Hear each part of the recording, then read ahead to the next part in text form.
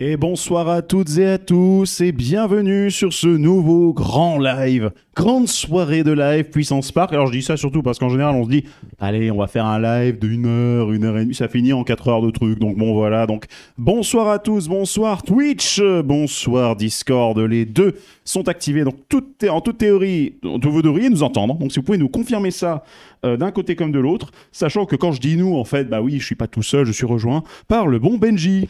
Bonsoir les puissantes, les puissants, ravi de vous retrouver pour ce petit live, et je mets des guillemets à petit, parce que oui, comme d'habitude, on se dit qu'on va faire un timing et on l'éclate. En général. Généralement, nous, les timings, effectivement, vous savez que c'est pas notre truc, hein, pour le coup. Donc, effectivement, et là, c'est bien. On a le bon Midnight Illusion qui signale le Greg. Bah oui, écoute, mon cher Midnight, et ben, je suis content que voilà, qu'on se retrouve pour le coup pour ce soir. Donc, normalement, mon souci de microphone doit être corrigé en toute théorie. Voilà, en fait, c'est simplement que j'avais pas mis le potard assez fort.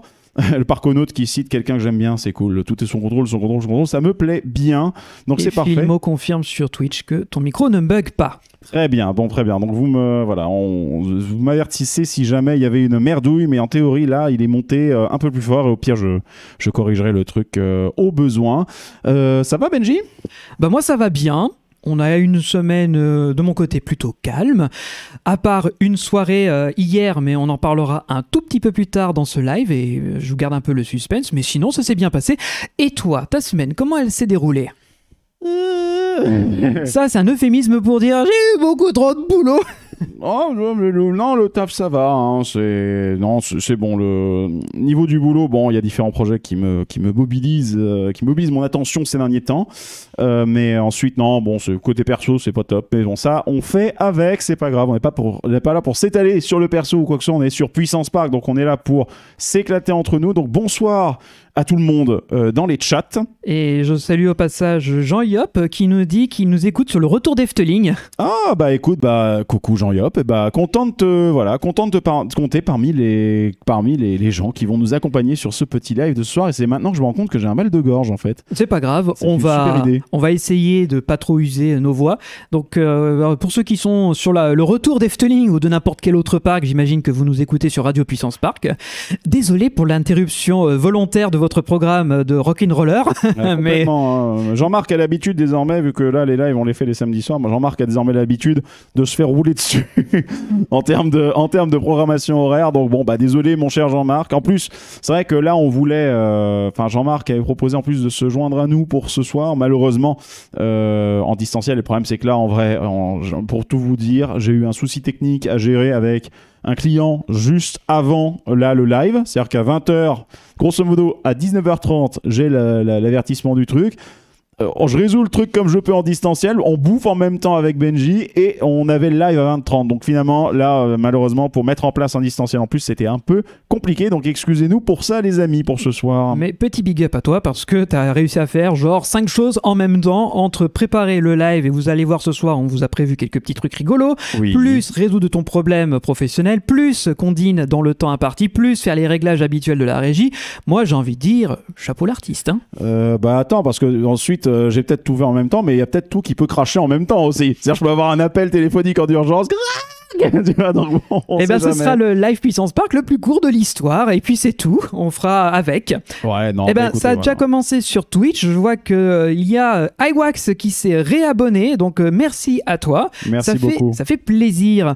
Et d'ailleurs je profite, si vous avez envie de lâcher votre abonnement Prime, si vous avez Amazon Prime, je vous rappelle que c'est complètement gratos. Il suffit juste de le faire sur notre chaîne Twitch et ça nous fera bien plaisir parce que tous les revenus que l'on gagne, c'est pour la sauce. Donc en fait, c'est pas pour nous. Exactement, c'est pour la sauce. Et si vous êtes sur Radio Puissance Park, vous pouvez sur notre chaîne, notre page utip.io/Puissance Park pour faire un don, qu'il soit ponctuel ou régulier. Ou alors vous achetez un magnifique vêtement ou un goodies griffé Puissance Park sur Redbubble. Faut vraiment qu'on fasse la grande roue du forçage. Ouais, je pense qu'un de ces 4 matins, alors désolé Vibrequin, parce que la roue du forçage, c'est leur créa. On s'en fout, rien à branler, là, on s'en fout. Mais une fois qu'il y a un truc qu'on peut utiliser sans se faire démonétiser. C'est vrai. Au moins, moins on peut en profiter. Mais Voilà. c'était l'instant forçage et maintenant je vous fous la paix. Tout à fait. Non, n'inquiète pas, mais alors j'aime bien Alexis qui dit justement depuis quand Puissance Park rime avec court. Bon, c'est vrai qu'on n'est pas des spécialistes de faire des épisodes de 3 heures, tu vois, c'est pas pas le notre genre, non. C'est pas notre non, pas du tout. Et justement un truc qui m'a fait marrer justement avec Jean-Yop qui disait qu'on est son 107.7 FM. Donc du coup, je propose qu'on fasse un petit instant 107.7 FM. Bonjour, bienvenue sur 107.7 FM. Blablabla. Ouais, j'ai complètement raté ma réplique, on va la refaire. C'est l'infotrafic avec Benji et Greg. Et bonsoir, et tout de suite, si vous roulez sur la A1 en direction de Paris, c'est globalement la bonne grosse merde, voilà. Et oui, tout à fait. Alors, vous ne m'entendez pas, mais je suis en direct de l'hélicoptère au-dessus de l'autoroute pour vous donner les informations. Vu qu'on n'a pas le budget, l'hélicoptère est resté posé à côté sur le pont au-dessus de l'autoroute, voilà. Oui, effectivement, et d'ailleurs, je bloque la circulation de la route départementale 727, donc si vous êtes sur cette route, faites demi-tour. Ouais, mais franchement, on peut dire que vous la bloquez, mais vous la bloquez avec style, parce que c'est pas tous les jours qu'il y a un putain d'hélicoptère en plein milieu de la route, hein. Certes, mais ça fait cher la location pour pas le voir décoller. Voilà, c'est ça. Non, donc bonne route à tous ceux qui sont sur la route et faites quand même super gaffe. Greg fait le bruit de l'hélicoptère à la bouche. Non. Non, juste non. Non, ça va tellement déraper. Je te rappelle qu'en face de nous, donc pour ceux qui sont sur Radio Puissance Park, vous le savez, on a notre petite boîte à boutons. Donc je fais l'audio description, je fais le commentaire audio description nul. Ce programme est disponible en audio description. Vivons curieux. Et donc du coup, bah voilà, on a la boîte à boutons avec tout un ensemble de permutations, dont une qui est pas du tout radiophonique, hein, parce que c'est que des jeux de lumière, donc ça va être un peu nul. Ouais, pour nos amis de Radio Puissance Park, ils vont être un petit peu en train de se dire qu'est-ce qui se passe. On vous fera pardon, oh putain, j'ai du mal à parler ce soir. L'audio description. Ouais, là je sais pas ce qui m'arrive. Est-ce que c'est tout à ce qui arrive ou je suis sur un LSM et je vais beaucoup trop vite que ma pensée? Je ne sais pas. Mais en tout cas, voilà. Oui, effectivement, bientôt en langue des signes comme Mickey le magicien, mais encore une fois, à la radio, ça marche moins bien, la langue des signes, hein, pour le coup. Certes, en effet. C'est comme regarder la télé, mais c'est mieux de l'allumer. Bref. Ou pas. Ou pas. Quoique ça dépend. Parce qu'effectivement, si c'est sur C8... Bref, bon. Donc, eh bien, écoutez, du coup, peut-être qu'on attaque un peu notre programme, parce que mine de rien, on vous a quand même préparé quelques petites choses, histoire de passer une soirée détente. Comme d'habitude, n'hésitez pas, vous nous parlez, vous échangez avec nous. Et oui, il y a Corentin qui parle de Bob qui a rendu visite au parc. Est-ce que Bob est venu ici? Non. Non, parce que... Mais on aurait bien aimé. On aurait bien aimé lui faire une ambiance Flight Force, mais bon, comme vous avez vu sur le petit truc qui a été publié sur nos réseaux sociaux, bon...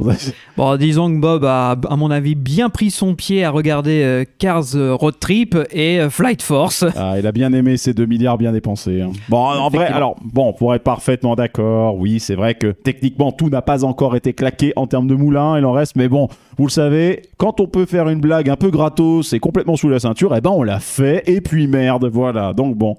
Donc voilà, oui, Bob Iger. Oui, alors, oui, par Conote, on parle de Bob Iger et Bobby the BG. Oui, merci Midnight. Merci pour ce commentaire, voilà. Donc, il aurait constaté plus de changements dans votre studio. Oh, je suis vilain. Bah, malheureusement, tu es vrai aussi. Hein. Oui, c'est vrai.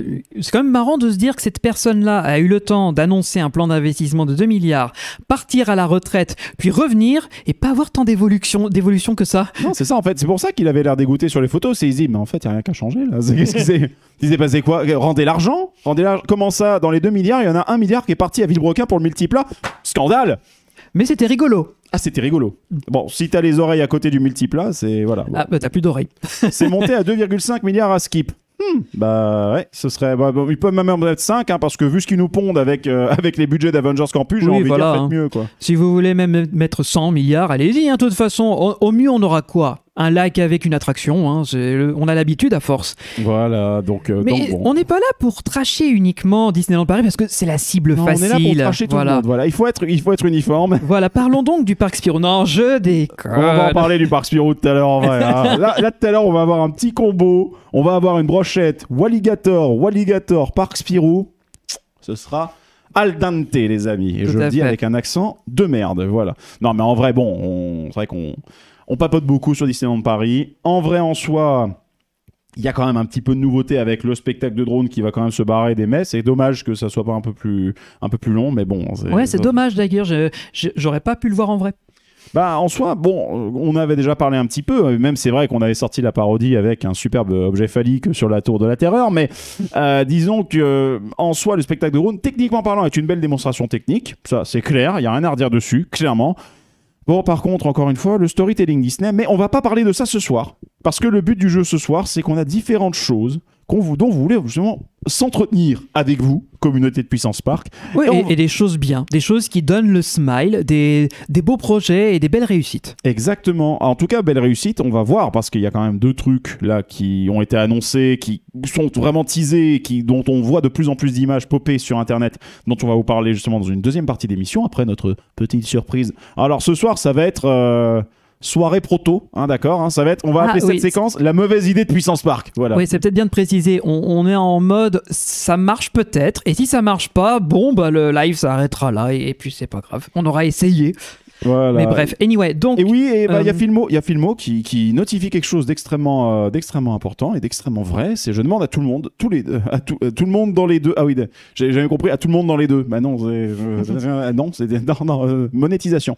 À tout le monde dans les deux. À tout le monde dans les deux chats, effectivement, d'applaudir Benji, parce que oui, effectivement, tu es désormais titulaire d'un joli diplôme. Et bravo. Oh, merci. Ah bah, on avait dit qu'on parlerait pas du perso, mais bon, effectivement... Mais ça faisait déjà quelques semaines que j'étais officiellement reçu. C'est là, j'ai eu la remise de diplôme officielle. Tu sais, le truc comme à l'américaine où on te donne la toque avec le petit, le petit truc, la cérémonie avec la robe. On te met le diplôme. Tu passes devant le directeur. Enfin bref, le truc sérieux. Donc non, c'était cool. C'était très intimidant parce qu'ils nous avaient privatisé le cirque d'hiver Bouglione à Paris. Donc c'est un très bel endroit. J'avais jamais été. On est toujours quand même connecté. Hein. C'est quand même un haut lieu du spectacle, cet endroit. Hein. C'est vrai, mais tu vois, je découvrais. Et en plus de ça, donc on a été reçus, petit four, soirée un petit peu cocktail. J'ai retrouvé mes anciens camarades de classe, que je salue au passage, même si je sais qu'ils regardent pas Puissance Park, c'est pas leur univers, et de recevoir du monde. Et après, bah, j'ai pas grand chose de plus. Donc, merci pour vos remerciements, pour vos encouragements. Merci pour les jolis messages que j'ai reçus, de partout d'ailleurs. Donc, je suis très, très heureux.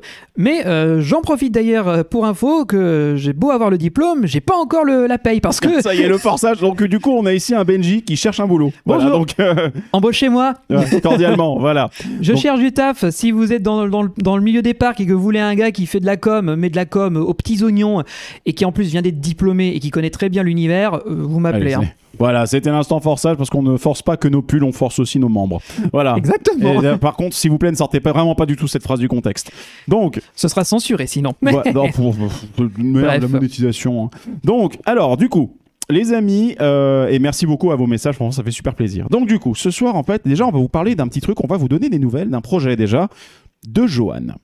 Johan qui n'est malheureusement pas avec nous ce soir, mais pour une bonne raison, c'est parce qu'au moment où on se parle, il est en train de démonter cette bonne nouvelle. Exactement. Alors encore une fois, le contexte. Oui, toujours. Voilà, et la classe, la finesse, le contexte. Alors juste un autre truc, si vous avez pensé à ce projet de Johan, perdu c'est l'autre. Voilà. je pense, effectivement, parce que ce soir, les amis, ce sera sorti du contexte. Alors oui, Vador Street, ce qu'on fait, c'est que dans ce cas, on prend, on déforme, on amplifie, on répète. Voilà. Bah, nous après on s'en fout, hein, ça nous fait un peu de promo, donc oui, voilà. C'est plus lol qu'autre chose. Mais en effet, ce soir, donc alors plutôt cet après-midi pour être précis, nous étions avec Greg, moi-même et Johan à Paris, du côté de Passy, pour pour revoir un de ses projets qu'il a exposé en ce moment jusqu'à ce soir. Donc désolé par avance pour ceux qui découvrent ce soir que c'était à Paris, mais c'est déjà fini, donc malheureusement oui. Désolé, voilà, c'est pas grave. Félicitations, c'est fermé depuis 44 minutes. Voilà. Donc, mais bref, alors, trêve de teasing, on va vous le montrer, je pense qu'en image, ça vaut encore mieux. Oui, bien sûr, on va parler du cockpit du Space Venture, construit par Johan. Une vraie concentraire, pardon, le Faucon Millennium. Voilà, exactement, mais pas du tout licencié, etc. Bref, mais c'est surtout la première fois depuis longtemps que j'avais l'occasion de revoir le cockpit monté. Je l'avais vu il y a quelques années déjà, donc c'était un bon moyen de se retrouver tous les trois et de revoir l'expérience, parce que jusqu'à présent j'ai eu la chance de la faire une ou deux fois lorsqu'on faisait des tests et une fois ensuite quand il l'a exposé, mais après il a fait sa live et il l'a amélioré, il l'a refait, il l'a reconstruit. Le monoprillénium reproposé par iWax. Et merci Filmo pour la petite commande, c'est cool, c'est nickel. Merci. Donc voilà, et pour ceux qui ne connaîtraient pas, mais ceux qui sont sur le chat Discord, vous avez déjà la commande, mais sur Twitch, je vous le redis, c'est le cockpit du Space Venture. Donc si vous avez envie de le découvrir, il est disponible parce que c'est un produit qui est en location pour de l'événementiel. Ça fait tellement télé-shopping. Mais t'as pas remarqué que ce soir, il y a une running gag, c'est du forçage là. C'est la soirée autopromo, hein, c'est pas possible. Non, vous en faites pas, on a des sujets parcs qui vont arriver, mais en fait, on veut vous en parler. Pourquoi ? Parce que c'est une attraction quand même que Johan a montré et on a pu la visiter, on a pu aller voir Johan du coup. Donc malheureusement, il n'est pas avec nous ce soir. Et donc du coup, on voulait vous montrer un petit peu ce à quoi ça ressemble. Donc en gros, vous arrivez, vous entrez dans l'expérience, il y a une petite file d'attente et vous avez un superbe écran noir et non perdu, ce n'est pas un Flight Force Simulator. Il s'agit en fait d'un petit sas dans lequel vous êtes, sur lequel vous aurez un choix cornélien. Il faudra appuyer sur un bouton pour ouvrir la porte du Faucon et le but du jeu en réalité, enfin du Faucon, du Space Venture, on va dire. Et le principe de base sera tout simplement de réparer le Space Venture parce que ce Space Venture a des défauts techniques. Voilà. Ça doit être fait par Intamin, je suppose.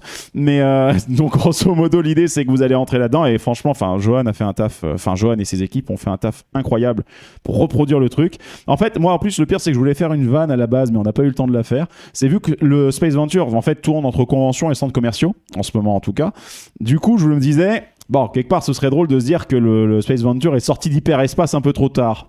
Et donc du coup il a débougé dans le centre commercial et genre on aurait baissé le levier pour sortir d'hyperespace et puis là d'un coup il y aurait un employé du Monoprix qui serait rentré avec un sac de courses, voici vos courses, et il serait sorti et c'est ce qu'on appelle un hyperdrive.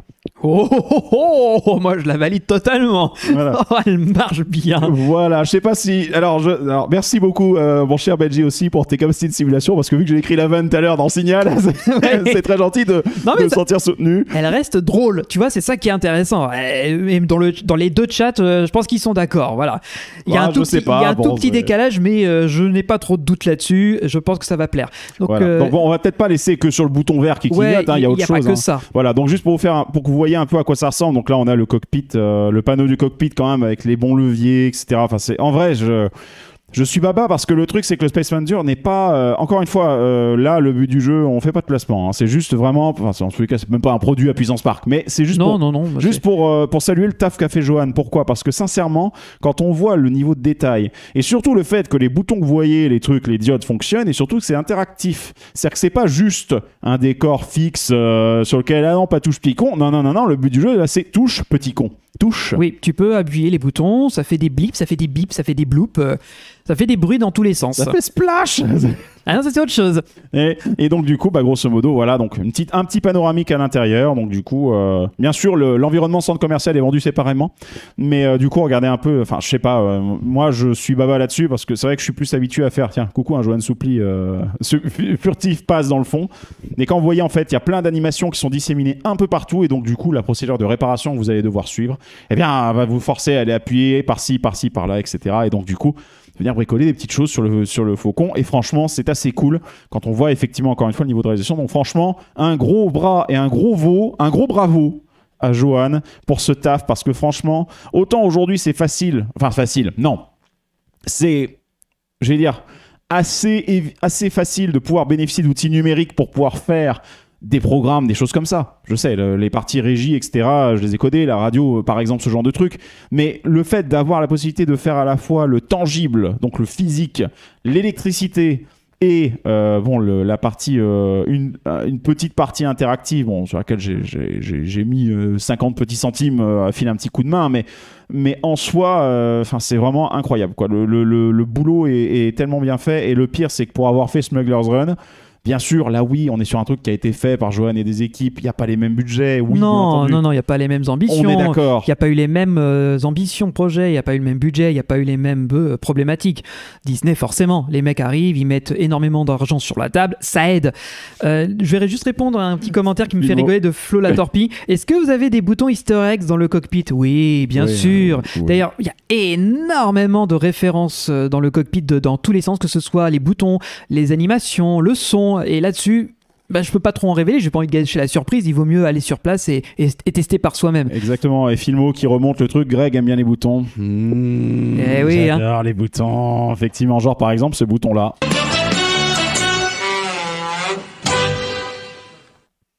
Désolé. Donc, tu le fais vachement bien à chaque fois la voix, je me fais la réflexion. Oh, je sais pas, mais c'est peut-être l'habitude, hein, parce que dites-vous que vous, ça va, vous entendez mes vannes de merde, genre une fois toutes les 2 semaines. Il y en a d'autres, je bosse avec eux. Nous, c'est tout le temps. Voilà.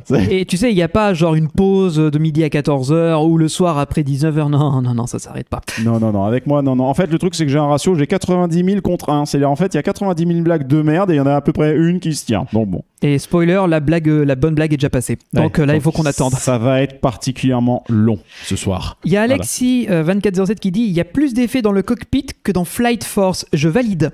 Bah en fait, malheureusement, le truc c'est que dans Flight Force, la première fois que je l'ai fait, moi j'ai cru oh la vache, t'as vu, il y a quand même des effets spéciaux. À un endroit, il y a des boutons qui clignotent. Ah bah non, c'est les témoins sur les capteurs de position sur le parking enfin, bref. Donc voilà, effectivement, c'est vrai. Non mais encore une fois, le truc c'est que vous n'imaginez même pas la complexité qu'il y a en termes de câblage, en termes de référence des circuits, en termes. Le pire c'est que l'armoire électrique. Alors oui, là c'était vraiment du tech porn gratos. L'armoire électrique, elle est tellement propre. Elle est tellement bien. Tu te dis, c'est un projet perso, un truc comme ça. Bon, tu t'attends à ce que le truc soit un peu fait. Mais non, mais putain, c'est nickel. C'est nickel. T'as les ride-in qui sont bien, t'as tous les câbles qui sont bien référencés. Enfin, franchement, ça a été fait de main de maître. Et franchement, ça fait plaisir à voir. Et surtout, c'est cool de voir tout le temps qu'il a passé sur ce projet. C'est surtout ça que je voulais faire ce soir pour en parler. Le temps qu'il a passé sur ce projet, le temps à le porter contre vents et marées. Et finalement, il a réussi à le sortir avec la petite équipe qui a filé un coup de main, hein, bien entendu. Et le résultat, moi, je trouve que franchement, par rapport à un projet qui a été fait avec ce niveau d'échelle, ce niveau d'exigence, bah franchement, il n'a pas à rougir du tout, quoi. C'est vraiment propre. Donc, bravo Johan, un grand bravo, mon ami, parce que franchement, tu défonces tout et franchement c'est un taf de malade et franchement ça paye, c'est beau et continue comme ça mon grand. Et Julien Lupard qui dit Greg est le premier fan officiel des boutons Schneider. Oui, j'aime bien les Legrand aussi, hein, mais bon c'est plus grand, c'est plus voilà, mais les Schneider c'est bien, oui. Transitionfoireuse.com ce soir. Hein. Alors non, j'en profite parce qu'il y a eu des nouveaux abonnés qui nous ont rejoints sur Twitch et je vais faire quand même les bienvenus, ça fait quand même toujours plaisir. Il y a Yayak 644, EP Explorer qui nous ont rejoints, donc bienvenue à vous et j'espère que vous passerez du bon temps en notre compagnie, et Mathieu GU 79 également, donc ça fait plaisir. Bienvenue encore une fois si vous nous rejoignez. Yeah. Bref, on a d'autres choses. Toujours dans les bonnes nouvelles, parce que ce soir c'est aussi un peu un esprit de célébration. Donc on a parlé de Johan, donc c'est encore une fois on l'encourage et on espère que ça va réussir. Ah oui, je fais une petite aparté juste avant qu'on passe au sujet suivant. J'imagine que dans les deux chats, il doit y avoir des gens qui ont participé à la cagnotte du fameux film de Johan, Phantom Manor Bright Song. Et beaucoup, enfin pas beaucoup, j'exagère, mais certaines personnes commencent à se demander si le projet va bien se faire, etc. Je peux pas trop vous en dire parce que... le film fait 1000 chevaux. Il y en a qui n'ont pas la ref. Si, quand même. J'espère. Mais juste pour rassurer ceux qui se posent la question, je vous le dis tout de suite, bien sûr que le film est toujours dans les cartons et que le projet avance, c'est juste que si on devait vous communiquer sur ce qui se passe actuellement, ce serait chiant comme la pluie. Alors on s'est dit que c'était peut-être pas le bon moment. Et pourquoi est-ce qu'on vous a aussi parlé du projet de Johan, le Space Venture ? C'est aussi un moyen pour lui de rajouter de l'argent pour faire fonctionner, pour proposer le film. Parce qu'il ne faut pas oublier que le budget initial était d'à peu près 20 000 et des poussières. J'ai plus le chiffre exact. Moins là, évidemment la commission de Ulule. Et ensuite, il fallait composer avec cet argent. Donc, ce qui s'est passé, c'est que Johan a eu des opportunités d'exposer le Space Venture. Et cet argent-là, il est réinvesti en très très bonne partie pour le projet du court-métrage. Donc, ce qui fait que le budget est déjà bien plus gros que la cagnotte initiale. Et ce qui va permettre, normalement, de vous proposer un très bon film. Voilà, je vous en dis pas plus, parce que sinon, je vais vous faire monter la hype. C'est pas le but. Je voulais juste vous rassurer sur un point. Le projet est toujours en cours. Le projet est toujours, on l'espère, prévu pour cette année. Mais ça, encore une fois, il y a pas mal de contraintes qui doivent être résolues avant. Et si tout va bien, normalement, on va passer aux phases les plus intéressantes. Putain, il y a Flo la torpille qui ça y est. Quel enfer. J'étais prêt à la refaire filmo, hein. J'attendais juste que Benji ait terminé. Pour info, sur Discord, c'est fait. Voilà, c'est bon. Donc j'ai désormais, voilà, tu as un emoji rien qu'à toi qui va aller à terme dans la collection d'emojis. Et bah, Flo la torpille et filmo. Bon, c'est Flo la torpille qui a dégainé en premier, mais Flo la torpille filmo, rien que pour vous. Voilà, un petit. C'est tout pour lui. Voilà. Alors encore une fois, vous avez du pot parce que là sur le bouton, ça aurait pu partir sur n'importe quoi d'autre. C'était random pour le coup, mais bon voilà. Mais bravo les gars, voilà, c'est propre. Voilà. Très bien. Bah, ça tombe bien qu'on parle un peu de l'équipe et du nouvel emoji du Discord. Bah oui. Là, je pense que ça va être ton moment, mon cher Benji. Ah, fierté. Mais est-ce qu'on ferait presque, parce que en fait, c'est toute une aventure que tu as vécue et que vous avez vécue, puisque C'est une collaboration avec nos chers amis, les chers membres de Discord et surtout les gars qui gèrent ce Discord désormais. Est-ce qu'on ne mettrait pas un petit chronique de Benji? Allez, vas-y, si t'es chaud. La chronique de Benji.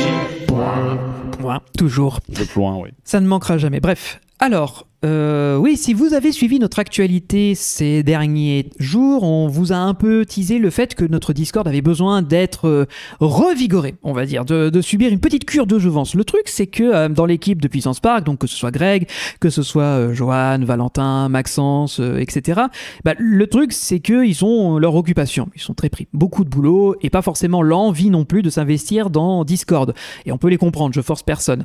Donc, il ne restait que moi. J'étais un peu tout seul à essayer de m'occuper de tout ça, sauf que en plus je ne connais pas toutes les options qu'offre Discord. Et il y en a beaucoup. Surtout par les bots. Un peu trop, peut-être. Alors peut-être un peu trop, mais après tout est une question de dosage, tu vois. Il faut savoir ce qui est intéressant, enlever un peu le côté surfait ou superflu. Et ça, je savais pas faire. Et donc j'ai convoqué, on va dire, j'ai proposé à tout le monde, donc à vous à l'équipe déjà, de refondre l'équipe qui allait gérer le Discord. Et là-dessus, je pense qu'il n'y avait pas trop de questions. Et j'ai donc fait une sorte de casting pour faire entrer de nouvelles têtes. Et j'aime bien qu'il y ait parfois du sang frais, parce que ça apporte une vision neuve. Dracula, il aime ça aussi. Hein. Oui, aussi Dracula, mais pour le coup, là, je les laisse vivants pour le moment. J'ai pas envie qu'ils se retrouvent par terre dans leur mer de sang, ce serait dommage. Bah non, en plus, ils sont tellement cool en plus. Mais c'est ça. Et donc, j'ai décidé de recruter. Alors recruter, c'est un bien grand mot puisqu'ils font ça sur leur temps libre. Et d'ailleurs, je vous en remercie, les amis, c'est cool. Merci mille fois, hein, sincèrement. Des animateurs et des modérateurs. Donc, ce qui fait que vous avez vu, si vous êtes déjà sur notre Discord, que l'équipe a été totalement refondue. Et dès que j'ai réussi à composer cette équipe, on s'est mis en quête de travailler le Discord, de le refondre profondément. Donc, ce qui s'est passé, c'est qu'à peu près pendant une quinzaine de jours, environ, les équipes ont travaillé en sous-marin. Donc, on avait un salon, un espace qui était invisible pour le grand public, sur lequel on disait, alors est-ce qu'on ferait plutôt comme ça? Est-ce qu'on enlèverait ce salon? Est-ce qu'on remettrait une option? Est-ce qu'on créerait pas un bot pour telles animations, etc. Donc il y a eu des échanges jusqu'à ce que l'on décide, oh bah il y a encore des emojis qui se rajoutent donc sur Discord. Bref. Par Kono, tu peux, vas-y, y a pas de souci. Ils sont en forme ce soir, bref. C'est super.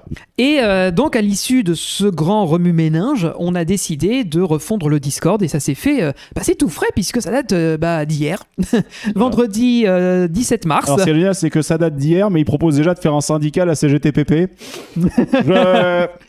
Alors les gars, je pense qu'on est d'accord que là, dans l'aventure Puissance Park, vu qu'on est tous, on collabore tous dans ce truc-là, on part du principe que nous, la retraite, on va pas la prendre, hein, on est d'accord. Hein, quoi la retraite. Non, c'est la rebosse. Non, la retraite. Voilà. Ah oui, comme des vaches à lait que nous sommes, bien sûr. Pas de commentaires, ça c'est... En fait, non. Voilà, en fait non, hein, n'est-ce pas? Voilà, on ne commente pas la politique. D'accord, on laisse ça à d'autres. Bref, pour vous dire que je suis très content parce que vendredi soir, on s'est donc posé pendant à peu près 1 heure.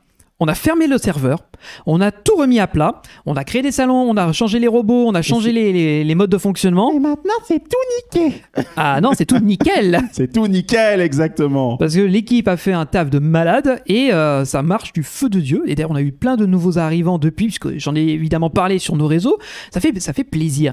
Donc, encore une fois, je tenais à remercier l'équipe d'animation et l'équipe de modération qui commencent à bien prendre les rênes du Discord et je leur laisse un peu de liberté, bien sûr. Quoique les gars, faites gaffe, hein, je continue à vous observer. Hein, croyez pas que je vous laisse complètement faire ce que vous voulez. Bref. Alors, je me permets un petit truc, parce qu'il y a un petit commentaire qui me touche un peu. Il y a Filmo qui dit, déjà, bonsoir Fearless. Et c'est bien, on a notre Joker qui vient d'arriver. Et du coup, Filmo qui dit, le syndicat, c'est pour pas qu'on nous remplace par des bots créés par Greg. Alors, ne t'en fais pas, parce que s'il y a bien un truc sur lequel... Alors, on parle... Il y a un moment, on va avoir de l'IA qui va arriver dans les parcs, dans les attractions.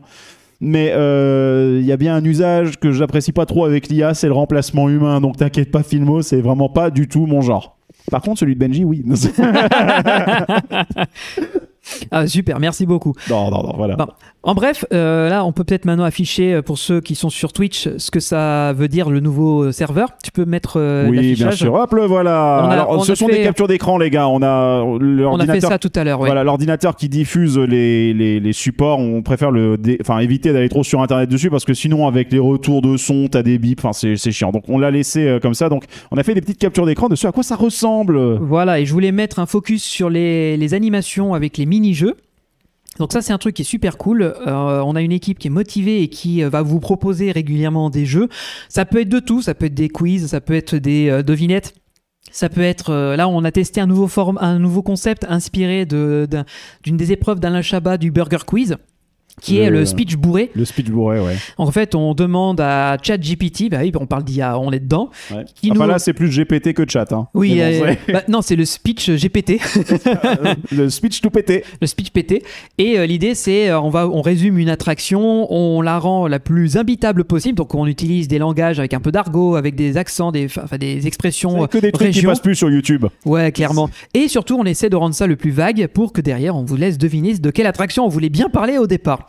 Donc voilà, il y a plein de petits trucs comme ça. Il y en a d'autres qui vont arriver. Hein. Bien sûr, c'est le temps de tester, de se roder. On a plein d'autres jeux qu'on a envie de tester. Sinon, à part ça, il y a aussi d'autres salons, dont un que je suis assez content de voir vivre qui a pris assez vite. C'est le débat de la semaine. Alors, on va essayer de le corréler avec notre actu de Puissance Park. Donc, cette semaine, vu qu'on n'a pas sorti de nouveaux épisodes, on a laissé l'équipe d'animation proposer un débat. Et le sujet, c'était quel parc faut-il suivre dans les années à venir et pourquoi? Donc là, jusqu'à présent, donc ce soir pour ce live, il y a une grosse tendance autour de Toverland qui a l'air de se démarquer des autres. Et c'est normal. Petit type de... Voilà, allez-y, jetez un œil, hein, s'il vous plaît. Clairement. Genre vite, mais vraiment vite. Clairement. Et on a aussi un peu parlé de Frepertuis-City, de Nigloland, qui eux aussi ont un certain potentiel à voir si ça peut ne pas, enfin si c'est pas contrarié par le manque d'espace ou quoi, chose que Toverland ne n'ont pas puisqu'ils ont un terrain immense. Et là, ils ont vu ce qu'ils ont acheté comme terrain, c'est ce délire de début de partie dans Roller Coaster Tycoon 2, ou 1 même, enfin les deux. Quand tu débutes la partie et que t'as du fric et tu te dis qu'est-ce que je fais? Je fais des rides ou j'achète tout le terrain autour du parc? Ouais. Et donc après tu ouvres une friterie parce que t'as plus de fric. Mais voilà, donc eux ça va, ils ont ouvert le parc il y a très longtemps maintenant et là ils ont acheté du terrain, ils font x2 sur leur surface, c'est ça à peu près, un peu plus même. Oh, même plus. Ouais. Ils ont un immense terrain qu'ils vont exploiter. Alors je vais pas refaire tout le débat qu'il y a sur notre Discord, abonnez-vous. Et dans ce cas-là, juste vous rappeler qu'il y a les deux zones indoor, il y a l'entrée qui a été refaite, il y a la zone grecque, il y a la zone de Avalon, mais ça encore c'est rien parce qu'ils ils ont en prévision de faire de l'hôtellerie. Ils doivent également construire de nouvelles zones thématiques. Bref, le parc, je pense que dans Toverland, le parc Toverland va devenir l'un des gros parcs européens dans quelques années, surtout qu'ils ont derrière eux une famille d'industriels, donc ils ont beaucoup d'argent à investir et ça fait vraiment plaisir. Et ils sont indépendants, ils dépendent d'aucun groupe. Il n'y a pas de Parque Reunidos, il n'y a pas d'Universal, il n'y a personne. Donc là, ce qu'il y a de bien, c'est qu'ils décident en toute liberté de leur mode d'investissement. Là-dessus, je rentre pas trop dans le débat, je vous laisserai vous inscrire sur notre Discord et en discuter avec l'équipe. Après, il y a peut-être... voilà. Il y avait aussi un autre truc que je voulais vous montrer qui fait un peu plaisir parce que oui, vous nous l'avez demandé, forcément on l'a fait.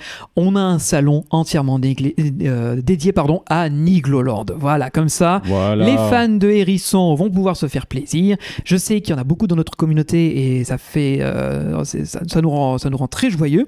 Et nous, on aime beaucoup Nigloland. Donc voilà, vous allez pouvoir discuter de son actualité. Il y a pas mal de choses qui arrivent. Donc allez-y, allez discuter des fans de Niglo. Et d'ailleurs, il y a des gens qui ont déjà posté pas mal de choses dessus. On attend d'ailleurs la réouverture le 8 avril prochain, parce qu'il y a de belles choses qui arrivent. Alors cette année, c'est assez calme, mais il y a quand même des petits trucs qu'ils ont prévus, et ça, c'est cool.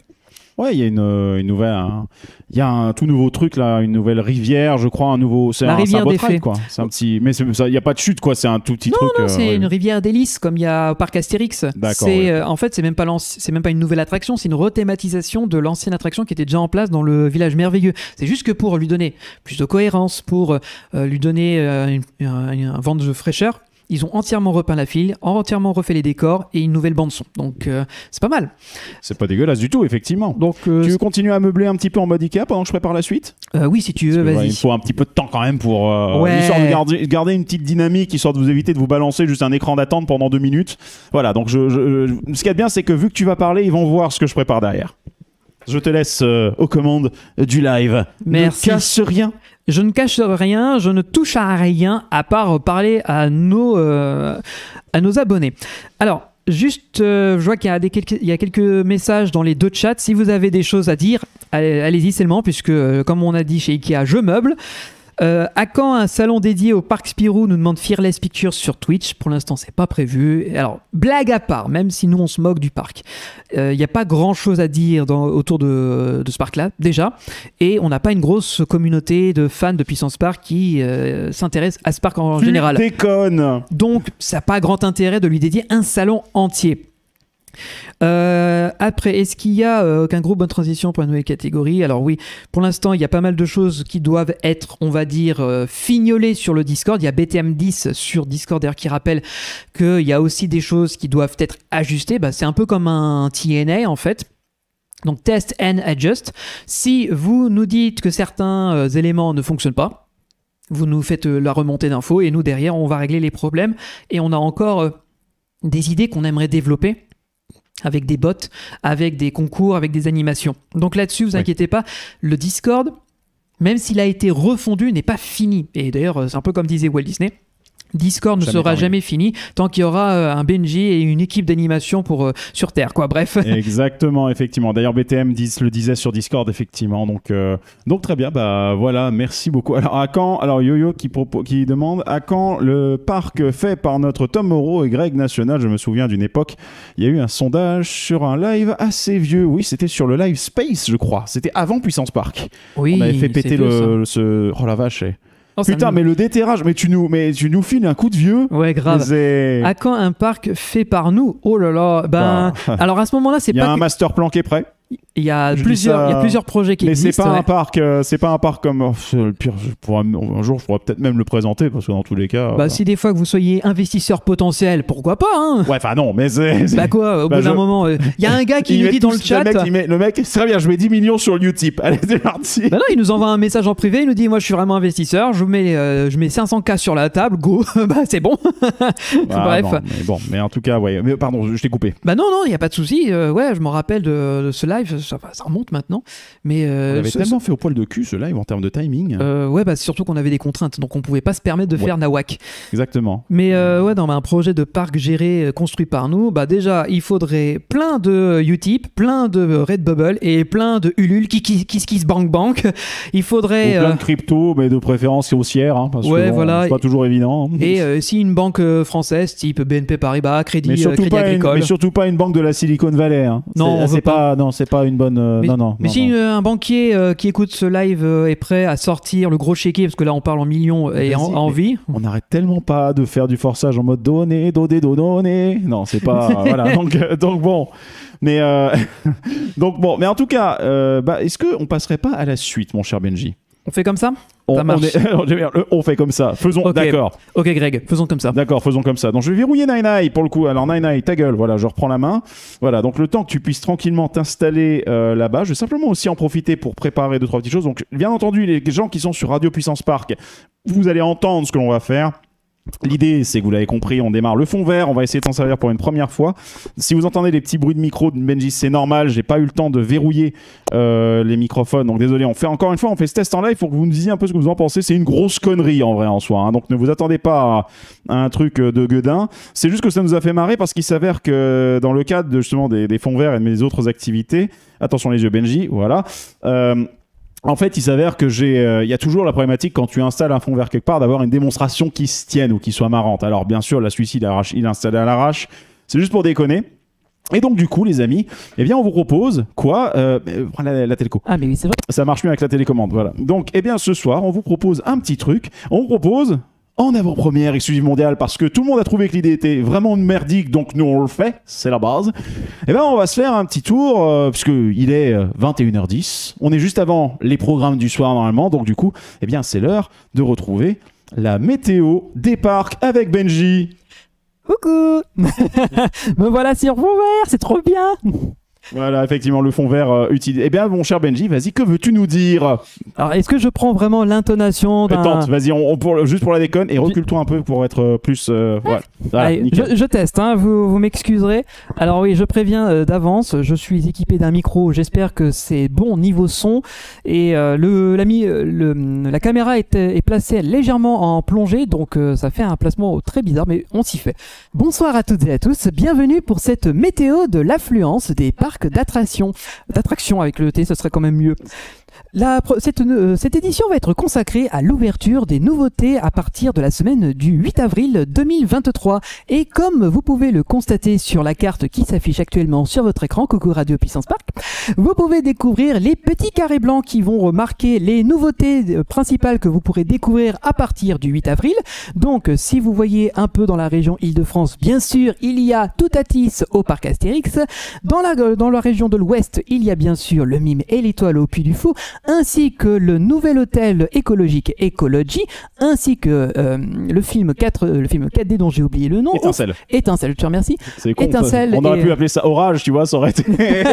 ainsi que Étincelle au Futuroscope.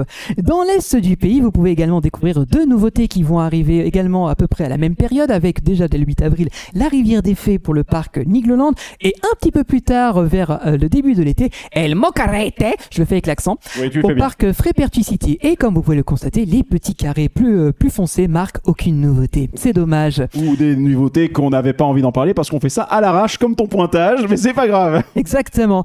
Nous allons nous intéresser à présent avec l'affluence, avec notre papa partenaire qtimes.com. D'ailleurs, qtimes, si vous voyez ce live et ce replay, vous pouvez nous envoyer un peu de sous, on dira pas non.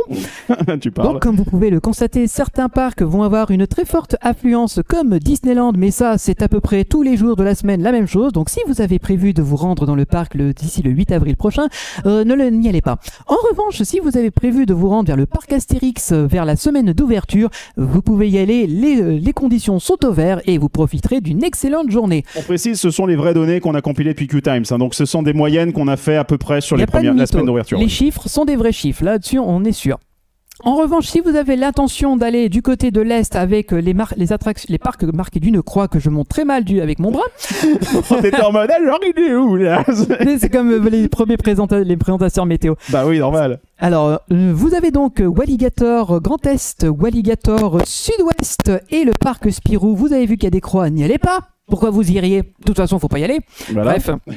Et il y a également un double point d'interrogation pour Nigloland. Donc d'ailleurs, Nigloland, si vous avez envie de partager vos datas pour qu'on puisse les ajouter dans QTimes et vous faire d'autres émissions comme celle-ci, ce sera avec grand plaisir. Voilà. Et pour terminer cette édition de la première, je tente de l'autre côté, voilà, c'est pas facile. Nous vous rappelons les bons tuyaux pour une journée parfaite dans votre parc d'attractions préféré. La première, évidemment, notre pas partenaire de cette première émission, c'est donc q-times.com qui vous permet de trouver les temps d'attente en temps réel et les journées d'affluence pour choisir votre meilleure journée. Évidemment, notre deuxième conseil, et on vous a déjà parlé de ce produit, c'est windy.com que vous pouvez retrouver sur votre téléphone ou sur votre ordinateur qui vous donne la météo en temps réel, ce qui vous permet de choisir les journées où il évitera de pleuvoir. Et si vous êtes dans un parc et il risque de pleuvoir, vous pouvez le voir venir en temps réel. Et bien sûr, les conseils d'experts, parce que voilà, il faut quand même pas oublier le forçage. Ce soir, c'est notre Discord Puissance Park, puisque là-dedans, il y a une partie de notre équipe et des gens passionnés qui auront un grand plaisir de vous présenter tout ça. Je vous souhaite une excellente soirée et vous dis à très bientôt sur Puissance Park.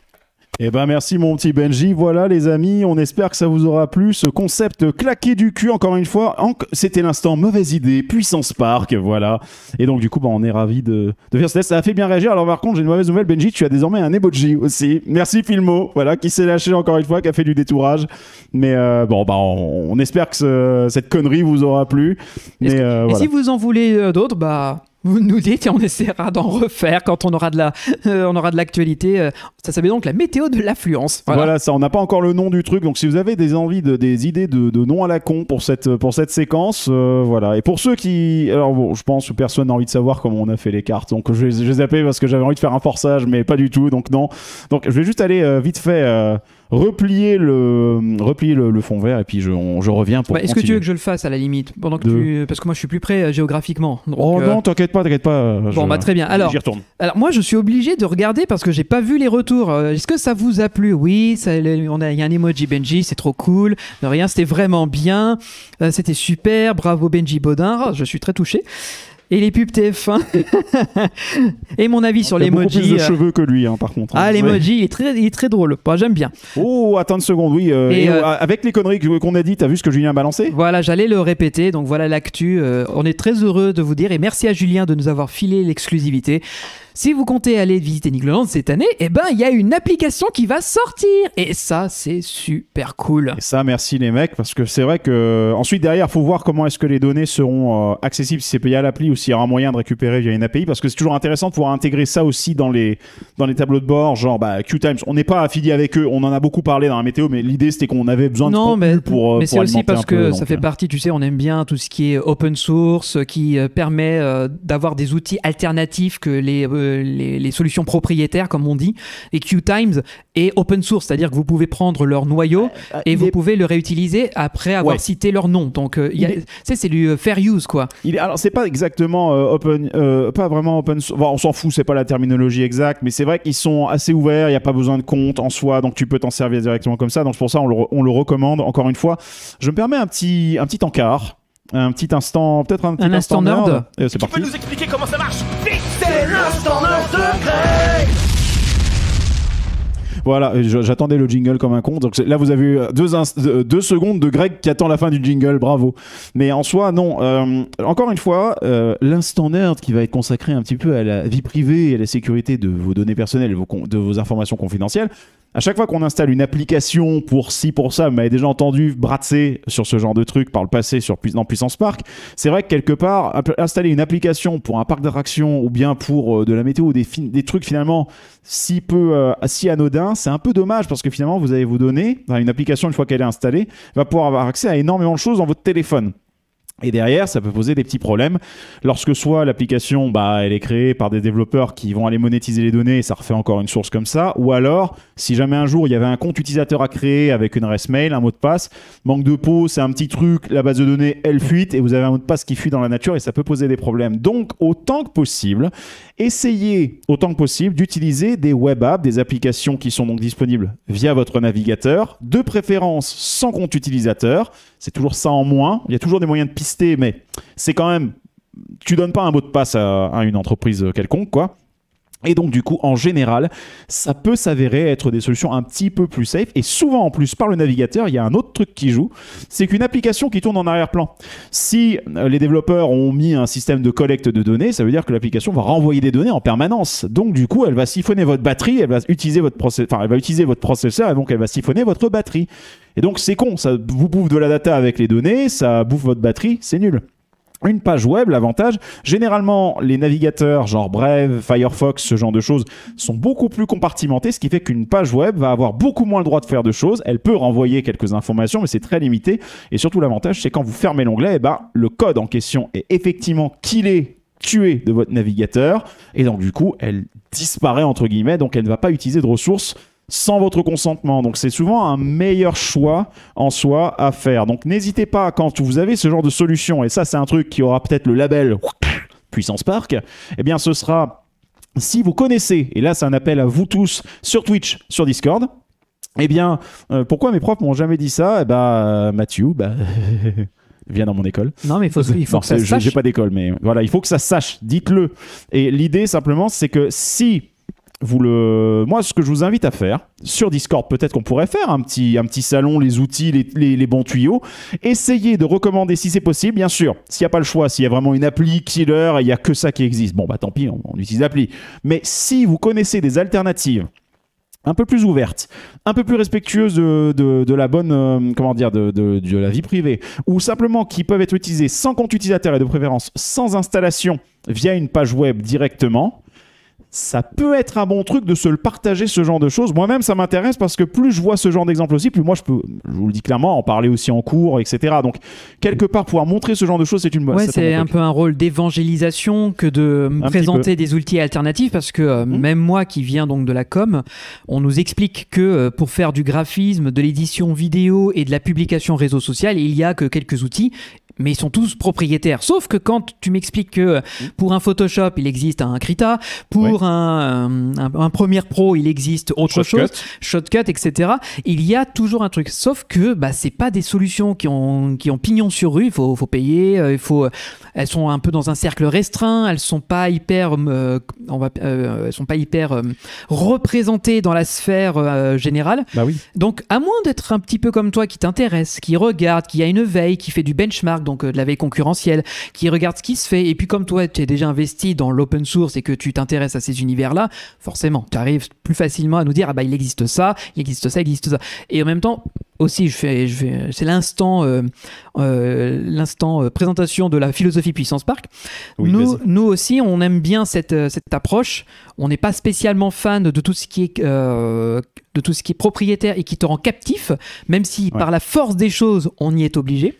Twitch ou YouTube pour le moment. Par exemple. Mais il y a des alternatives qui existent, mais elles sont pas assez simples d'usage. Je veux dire, elles sont pas assez connues pour être intéressantes. L'idée, c'est qu'on puisse le faire sans se tirer une balle dans le pied. Maintenant, l'idée, c'est si un jour on pouvait arriver à faire en sorte que on puisse se faire ces communautés sur des trucs alternatifs, genre Mastodon, genre Peertube, genre ce genre de choses, ce serait cool. Pour le moment, on attend un petit peu, mais à un moment, ce serait cool pour qu'on puisse y arriver. Mais pardon, je t'ai coupé. Non, mais il n'y a pas de souci, c'était juste pour... voilà, tu l'as dit, YouTube, on ne peut pas trop regarder ailleurs parce qu'il n'y a que YouTube qui permet une meilleure, aussi grande visibilité et toute autre franchise de pouvoir aussi un peu gagner de l'argent pour nous permettre d'investir. C'est vrai. Twitch, c'est aussi le number one du streaming. Beaucoup d'autres plateformes s'y sont essayées, quasiment toutes se sont cassées la figure. Et Twitch a l'avantage d'être, on va dire, assez bien maîtrisé par l'ensemble de la population et surtout de notre public. Donc ça nous simplifie la tâche et il est permissif aussi sur pas mal de choses. Bref, on a parlé de pas mal de choses, des sujets sérieux. On a parlé un peu de l'actualité de Johan, ça c'était cool. Mais on voulait aussi vous parler d'autres actualités qu'on a rapidement parlé dans la météo que j'ai fait tout à l'heure. C'est que, et vous l'avez aussi demandé dans le chat, donc ne vous inquiétez pas, on savait que ça allait être un sujet demandé. On va parler un peu de ce qui va ouvrir prochainement dans notre bon pays, à savoir déjà une grosse attraction qui arrive en Île-de-France. Voilà. Est-ce que je vous tease plus? Je pense que vous avez compris. Flora Torpille me tue sur Discord. Mais je t'adore, Flora Torpille. Mais oui, donc, du coup, j'ai envie de dire, serait-on tout hâtif? J'ai déjà fait cette vanne la dernière fois, donc merci d'insérer ici un jingle van. Envie. Ah merci, l'ordinateur me clash, en plus c'est génial. Ouais, même lui il désapprouve. Même l'ordinateur il veut pas, c'est super. Mais donc du coup, il y a Fredo qui nous dit qu'il écoute Radio Puissance Park tous les jours dans les oreilles. Bah écoute, avec c'est plaisir. Gentil, je te remercie. Voilà. Et si vous avez un jour l'envie de mettre plus d'Imascore ou plus d'autres musiques dans votre parc et que vous nous les envoyez, bah on pourra les mettre sur Radio Puissance Park. Parce que, oui d'ailleurs, en parlant de ça, avant de parler de Toutatif. Oui. Et ce n'est pas un nom de marque c'est pas un nom de coiffeur, de salon de coiffure. Merci, voilà. Merci pour la vanne. C'était en train de partir vraiment complètement en cacahuète cette histoire. Ouais, elle était capillotractée. Hein. Moi j'aime bien couper les cheveux en 4. Mais donc du coup merde, qu'est-ce que je voulais dire par rapport aux musiques de Radio Puissance Park. Merci bien. Effectivement, il s'avère que là j'ai pu récupérer cette semaine une bonne partie de l'OST de Mario Kart Bowser's Challenge. Oh, bien. C'est cool. Et donc du coup, on va essayer de la rajouter sur Radio Puissance Park parce qu'en plus c'est vrai que les playlists asiatiques sont en général un peu vidasses, surtout côté Universal. Donc du coup, ça va permettre de rajouter quelques petits éléments. C'est surtout que les musiques d'Universal sont pour beaucoup copiées des parcs américains. Alors il y a très peu de différence. Et surtout que quand tu vois les musiques comme celle du Land Jurassic Park où c'est ça répète et littéralement ils ont pris 30 secondes et hop c'est parti, ça part en boucle. Ouais. Et moi de mon côté, j'ai continué aussi à trifouiller. Je sais qu'il y a des gens qui me demandent si le spectacle du Puy du Fou va arriver. Je vous rassure, j'ai récupéré pas mal de musique de spectacles du Puy du Fou de France et du Puy du Fou d'Espagne, puisque oui, j'avais pas tout récupéré de la fois. Donc me manque juste à me poser à ma bécane et à tout rendre ça propre pour que derrière, on le rajoute dans la radio. Donc vous inquiétez pas. Voilà. C'est vrai que ces derniers temps, on peut le dire aussi de manière tout à fait transparente, on s'est pas trop penché sur Radio Puissance Park. Déjà, comme je le disais, on a été très occupés chacun avec nos activités pro et perso, et que c'était aussi le gros projet qui nous a monopolisé pendant longtemps. Ouais, c'est vrai. Et on voulait souffler. Et mais je tiens aussi à vous rassurer là-dessus, c'est qu'on a un salon. Alors je fais encore de la pub pour Discord, mais en même temps Discord c'est un des éléments qui nous permet d'échanger le plus facilement avec tout le monde. C'est que sur Discord, on a créé une catégorie sur Radio Puissance Park avec là, comme vous êtes sur le chat de Twitch, donc vous ne voyez pas, mais sur Discord on l'a ouvert par rapport à Radio Puissance Park. Il y a le bazar de Radio Puissance Park pour discuter de tout, mais il y a aussi toute une partie sur les suggestions et les améliorations que vous aimeriez avoir. Et on sait, je le tiens à le préciser, vous pouvez arrêter de nous le dire, qu'on devrait réduire la voilure du Monde Dimascore. On en est conscient, on le sait, on l'a vu. On aimerait vous nous avez dit vous aimeriez avoir plus de on-board et plus de rétroland. Donc là-dessus, on est en train d'y bosser. C'est juste que la formule va être un peu revue. Je vous en dis pas plus parce que sinon, je vais vous teaser, mais c'est pas prêt. On a aussi des projets qu'on devait faire au lancement de la radio et ceux qui étaient là pour le bêta testing l'ont vu puisqu'on avait un planning prévisionnel qui devait le lancer mais qu'on n'a pas pu faire. Donc là-dessus, il y a des choses qu'on n'a pas encore pu mettre en place parce que ça demande du temps, parce qu'il faut qu'on se retrouve toute l'équipe pour enregistrer les jingles. Parce que oui, hein, en toute transparence, ce qui est très compliqué, on a beau être 7 membres de Puissance Park, se retrouver ne serait-ce que 4 membres, c'est déjà la croix et la bannière. Donc, bah c'est pas pour rien que les lives on les fait à 2. Bah oui, c'est plus facile. Entre un Johan qui est en train de démonter le Space Venture pour le ranger, entre un Valentin qui est actuellement en train de kiffer sa race à Barcelone et qui fait Port Aventura, je le déteste, je suis jaloux. Entre notre ami Flo qui bosse quasiment H24 chez lui et notre bon Jean-Marc qui malheureusement ce soir, on aurait bien voulu t'accueillir mais soucis techniques machin et tout, mais malheureusement toi aussi t'es très très très charrette, et Maxence qui lui aussi fait pas mal d'activités à côté. Bref, autant vous dire que de se retrouver pour enregistrer les jingles de Radio Puissance Park, quand on arrive à se retrouver à plus de 3-4, on est très content, hein. Surtout qu'on avait 2-3 idées d'émissions, puis en même temps on remaniait la grille, comme ça on fait une sorte d'update 2.5 de la radio, mais bon, ça... Donc, bref, alors, on était en train de commencer à évoquer les nouveautés de cette année, et je trouve que 2023, à la base, j'avais un peu peur de trouver qu'il n'y avait pas grand-chose, mais au final, si, il y a des belles nouveautés qui arrivent, et surtout en France. Et ça, c'est cool. Oui. La première qui va arriver très bientôt, et j'ai vu Guigui dans le chat de Twitch nous demander « alors, est-ce qu'on y sera ? On verra, parce que rien n'est sûr. » Mais effectivement, on peut parler de Stoutatis, donc si tu peux afficher l'illustration. Oui. La voilà. Donc du coup, effectivement, on a récupéré différents éléments qui ont traîné sur Discord de Puissance Park. On est clair, donc merci à tous ceux qui postent sur Discord de Puissance Park, vous nous avez simplifié la tâche, donc je vous fais un gros bisou, merci à vous. Exactement, voilà. Et donc du coup là pour le coup, voilà, un petit poster qui présente un petit peu les différentes nouveautés qui feront partie de ce nouveau land. Oui, voilà. Festival Toutatis. Exactement, donc ça va s'insérer dans l'univers de la Gaule, donc ça veut dire là où il y a déjà le village. Effectivement, ça donne la Gaule, oui. Ah, mais ça c'est le nom. Oh non, c'était pour déconner. Mais c'est le nom qui par essence même est une source de mème intarissable. Bah oui, j'ai envie de dire les gars, c'est trop facile quoi, voilà. En soi. Donc il est dans cette zone là où il y a le encore village. Heureux que ce soit pas à Clamart, ça aurait fait De Gaulle, mais bon. Oh putain, oui. Oh, même c'est pratique d'avoir le random sur le bouton des blagues, non? Il est très efficace, hein. Ah, là, il marche bien ce soir. Donc bon. Ouais, mais voilà pour. Franchement, c'est top. Enfin, je m'y ferai jamais tellement c'est drôle. Bref. Donc non, ce qui est cool, c'est que ça va agrandir la zone de la zone gauloise avec en entremêlement la trace du Jura. Bon. Exactement. Et ça, je trouve ça cool. Et donc, du coup, si on regarde un petit peu, donc on vous le décrit pour ceux qui sont sur Radio Puissance Park. Donc, on va lire un petit peu la brochure déjà pour commencer, pour que vous l'ayez aussi en audio-description pété.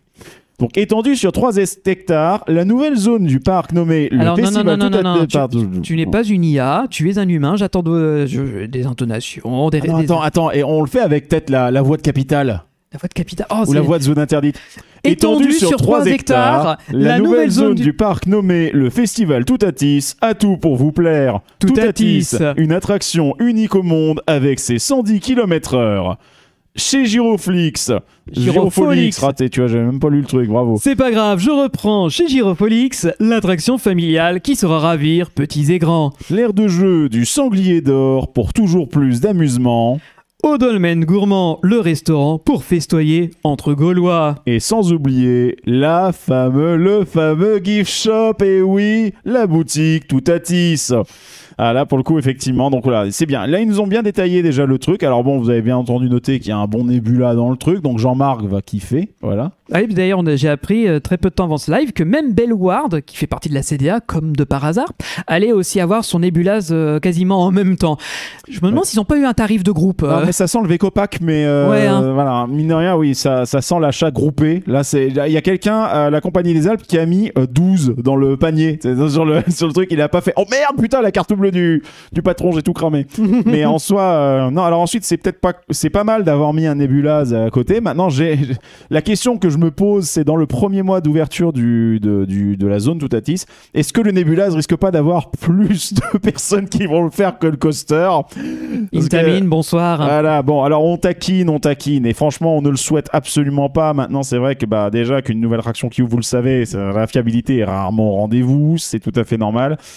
Donc, on va voir si Intamin arrive effectivement à lutter contre ces anciens démons et arrive justement à faire que ce dieu-là tienne la route et fonctionne correctement. Cela dit, ensuite, vu que le parc Astérix inaugure officiellement la zone, enfin en tout cas fait l'annonce presse ou je sais plus trop quoi, je suis en mai, un truc comme ça. Ouais, il me semble que ça va être vers mai. Et tout le mois il va y avoir l'avant-première donc à partir de fin mars, puis ensuite une ouverture normalement d'ici le 8 avril.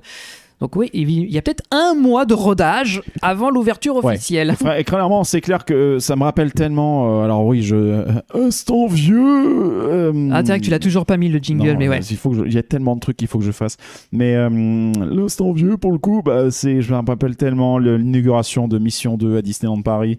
C'était la première fois où j'avais eu une invitation parce que c'est mon premier PA en fait en soi. J'étais tout contente avec l'enveloppe argentée, le pass qui te donnait accès au parc pour aller faire l'attraction. Et elle était 101. Et ça partait, et ça revenait, et ça s'en va, et ça revient. Pas du tout, non, effectivement. Enfin, c'est venu, elle a quand même tourné un petit peu, mais ah oui, là, ça me...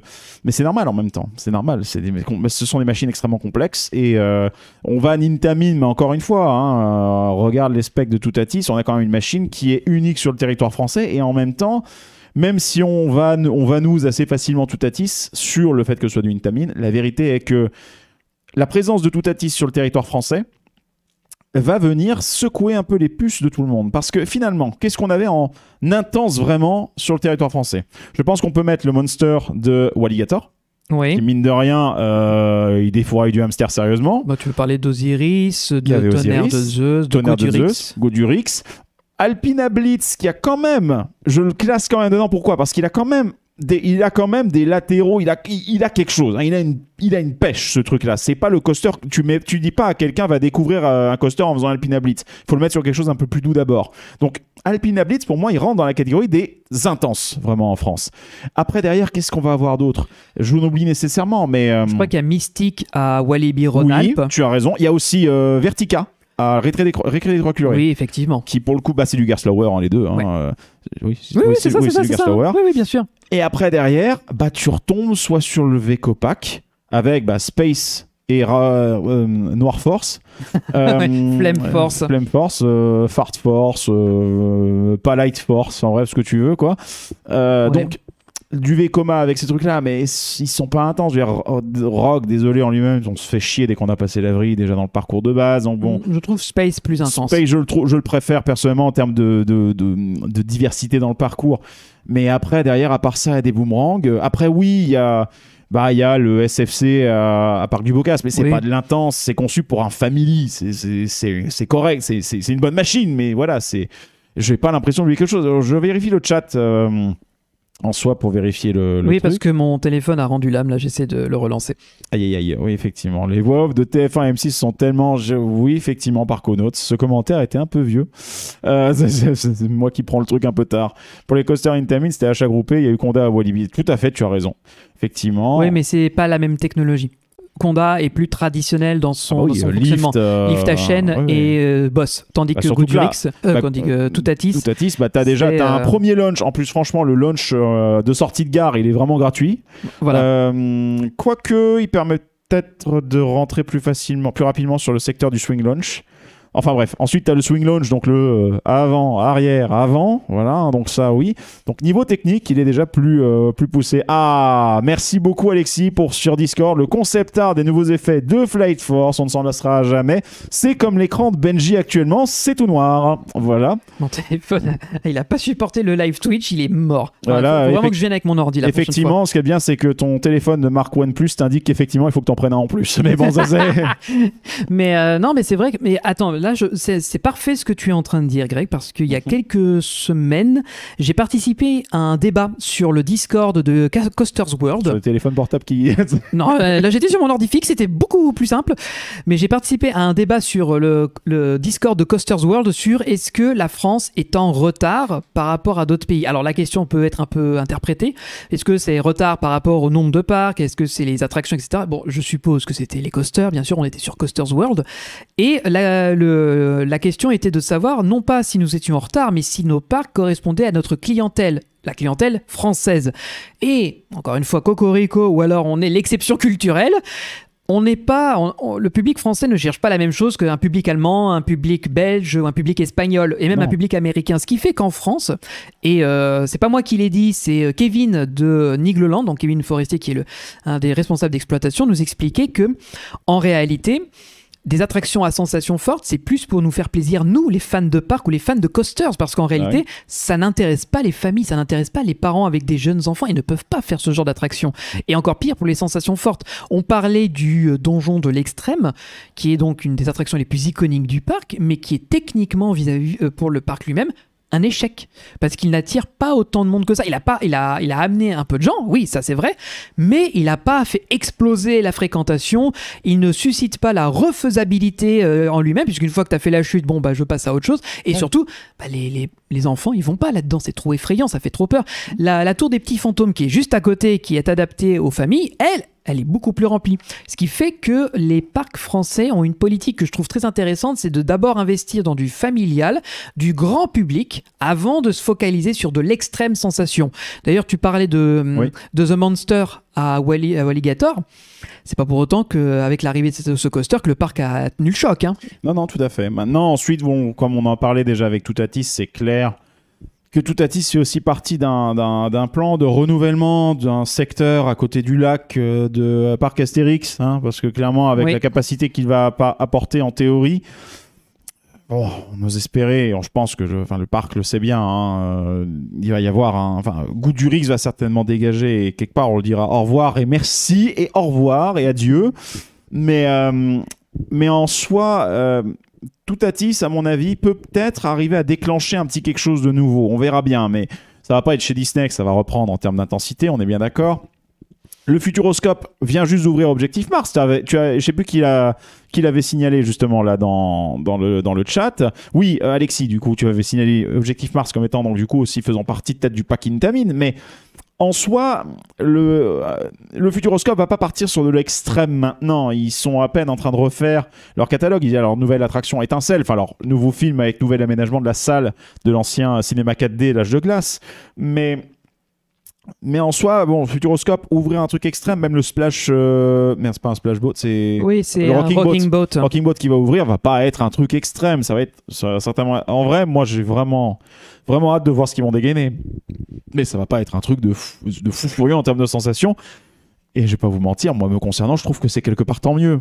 Parce que Toutatis me concernant, désolé de casser un petit peu l'ambiance, les gars, mais moi, me concernant, la machine... Elle est très jolie, elle est très belle, les rails sont modernes, la zone a l'air d'être franchement superbe. Hein, quand on voit ce qui a été publié sur Discord à partir du kit de presse de Toutatis et de la zone Toutatis. Donc on voit l'entrée avec les deux dolmens avec écrit Toutatis. Sur les rochers du tumulus qui sert de file d'attente, il y a des gags où on voit des sangliers, on voit des personnages un peu mythologiques qui s'amusent à avoir des sensations. Enfin, voilà. Oui, clairement. Et je profite aussi pour répondre à Yayax644 sur le chat Twitch qui nous dit « Je suis d'accord, Benji, ça doit être la faute d'avoir Disney en France en termes de sensations. » Alors, je ne suis pas d'accord parce que Disney n'est pas très fort en sensations. Le vrai parc à sensations de France, c'est le parc Astérix. C'est eux qui, pendant très longtemps, ont dégainé les grosses machines. Et ce, dès l'ouverture. C'est un peu... en quelque sorte, notre Cedar Fair et notre Cedar Point, en quelque sorte, hein, toute proportion gardée. Hein, voilà, toute proportion pour le gardée. territoire français, c'est un peu notre Cedar Point et c'est aussi un peu le Cedar Point de la CDA. Clairement. Cela dit, Walibi Belgium, avec ce qu'ils ont fait avec Conda, etc., il y a moyen qu'ils commencent à essayer d'équilibrer entre les deux. Parce que Walibi Holland en soi, oui, d'accord, vous allez me dire, oui, mais c'est Walibi Holland avec Untamed, avec Goliath, avec tous ces trucs-là. Ouais, mais je veux dire, il est beaucoup trop loin en soi. Il est beaucoup trop loin de nos territoires. Et aujourd'hui, la plupart des parcs de la CDA sont localisés quand même sur Benelux et France en soi, en termes de géolocalisation. De géolocalisation. Donc, Walibi Holland fait un petit peu exception en soi. Et encore, tu sais, Walibi Holland, les grandes sensations, ça fait un moment qu'ils n'en ont pas fait.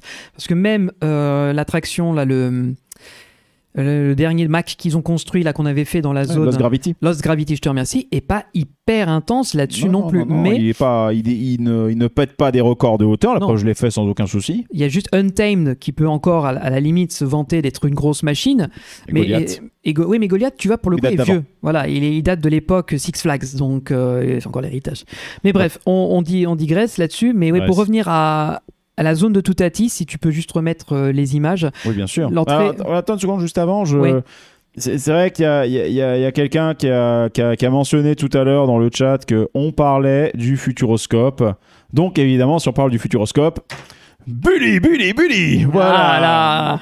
Ça ferait plaisir. Pour ceux qui sont sur Radio Puissance Park, on a un mode bully. Voilà, tout simplement. Voilà, et ça devient tout rouge, ça clignote, comme si il allait y avoir un gros camion qui allait débarquer et qui allait empêcher une tornade de détruire le parc. Voilà. Exactement, voilà. Donc ça, c'était petit clin d'œil. Voilà, tu l'as bien cherché. Donc c'est bon, on a pas lancé ce bon vieux mode bully. Donc du coup, là, ce soir, on teste tous les putains de boutons. Qu'est-ce que j'ai d'autre comme bouton rigolo là-dedans ? Non, mauvaise idée. Mauvaise idée. Donc, concernant donc ce qu'on voulait dire, oui, sur la zone. Hop, continuons un petit peu, parce que oui, donc on réaffiche un peu les images donc sur Radio Puissance Park. Enfin, le Bully, oui, Alexis, voilà. Je vérifie un petit peu. On a la même commande dans le Discord. Oui, effectivement. Ah là, voilà, effectivement. Le parconaute qui l'a balancé. Nickel. Donc, pour parler un peu des décors de la zone de Toutatis, c'est vrai qu'on revient un peu au sujet, parce qu'on a encore un autre sujet à aborder, et moi, après, il ne faut pas que je tarde trop pour rentrer. Franchement, quand on voit les photos, quand on voit les décors qui ont été réalisés, qui sont très soignés et très riches. Alors voilà, encore d'autres images pour ceux qui sont sur Twitch. La boutique, cette fois-ci, l'entrée de la boutique avec des dolmens, enfin des menhirs rassemblés, un côté très très... c'est dans l'esprit de Parc Astérix, c'est-à-dire que c'est cartoon, avec un côté un peu, comment on pourrait dire ça, parodique de la réalité, mais qui n'est pas dans un thème... c'est pas là pour créer une satire ou pour dénoncer quelque chose, c'est juste l'univers d'Astérix qui s'installe plus encore dans le parc d'Astérix. Là-dessus, je trouve que c'est une très belle réussite. C'est très très très réussi. Et moi, je trouve la déco est vraiment splendide. Voilà, là on voit le parc pour les enfants avec le sanglier d'or, qui est encore une fois magnifique. Et à droite, donc la zone, j'imagine, de restauration. Et je rappelle donc forcément, c'est un land qui s'appelait le Festival Toutatis, puisqu'on vient célébrer le dieu. Donc il y a plein d'activités. Je trouve que c'est intelligent parce qu'ils auraient pu construire juste Toutatis le coaster, dire c'est la nouveauté 2023. Non, ils ont vraiment essayé de pousser l'environnement avec de quoi faire pour la famille, donc le Gyrofolix, donc le Nébulaz. Le truc pour les très jeunes enfants, à savoir l'aire de jeu du sanglier, de quoi se restaurer, de quoi s'acheter du souvenir, et bien sûr pour les fans d'extrême sensation, Toutatis. Donc là, je suis très très très content de voir ce que ça rend. Là, il y a un nouveau détail. Regardez-moi le bâtiment. Ce que vous voyez à gauche pour le coup avec le dieu représenté, on reconnaît le concept art pour le coup avec apparemment le bâtiment de la station, ou en tout cas une figure qui du coup représente Toutatis. Je suis pas sûr que ce soit la station, parce que la station, je crois qu'elle est sous une espèce de monticule. Elle est sous un tumulus. Là, tu la vois ici avec un dolmen. Ça, c'est la dolmen. station. J'ai dit une connerie, excusez-moi. Voilà, donc ça c'est le bâtiment station. Franchement, c'est vraiment superbe. Je veux dire en soi. On croirait pas. Franchement, Parc Astérix, super taf. Maintenant, me concernant. Le problème les sensations. Voilà, sur la machine, on ne l'a pas testé encore. Normalement, on devrait pouvoir y aller le 29, si je ne dis pas de contraire. J'espère, on va voir, tout est encore à prévoir. On y va le 29 avec Antoine Daniel. C'est vieux. Pour ceux qui ont la ref. Oui, donc toi, tu fais partie justement de cette catégorie de parc fan. De vieux, c'est ça ce que tu allais dire? Jamais. Je serais dernier à critiquer qui que ce soit en termes d'appréciation, parce que je pense qu'il faut de tout pour apprécier. Je dis juste que tu fais partie de cette catégorie de parc fan qui ne court pas après les crédits, encore moins pour les gros coasters, puisque toi, tu as des appréhensions, tu as des craintes, tu as des blocages, comme moi j'en ai eu il y a une quinzaine d'années.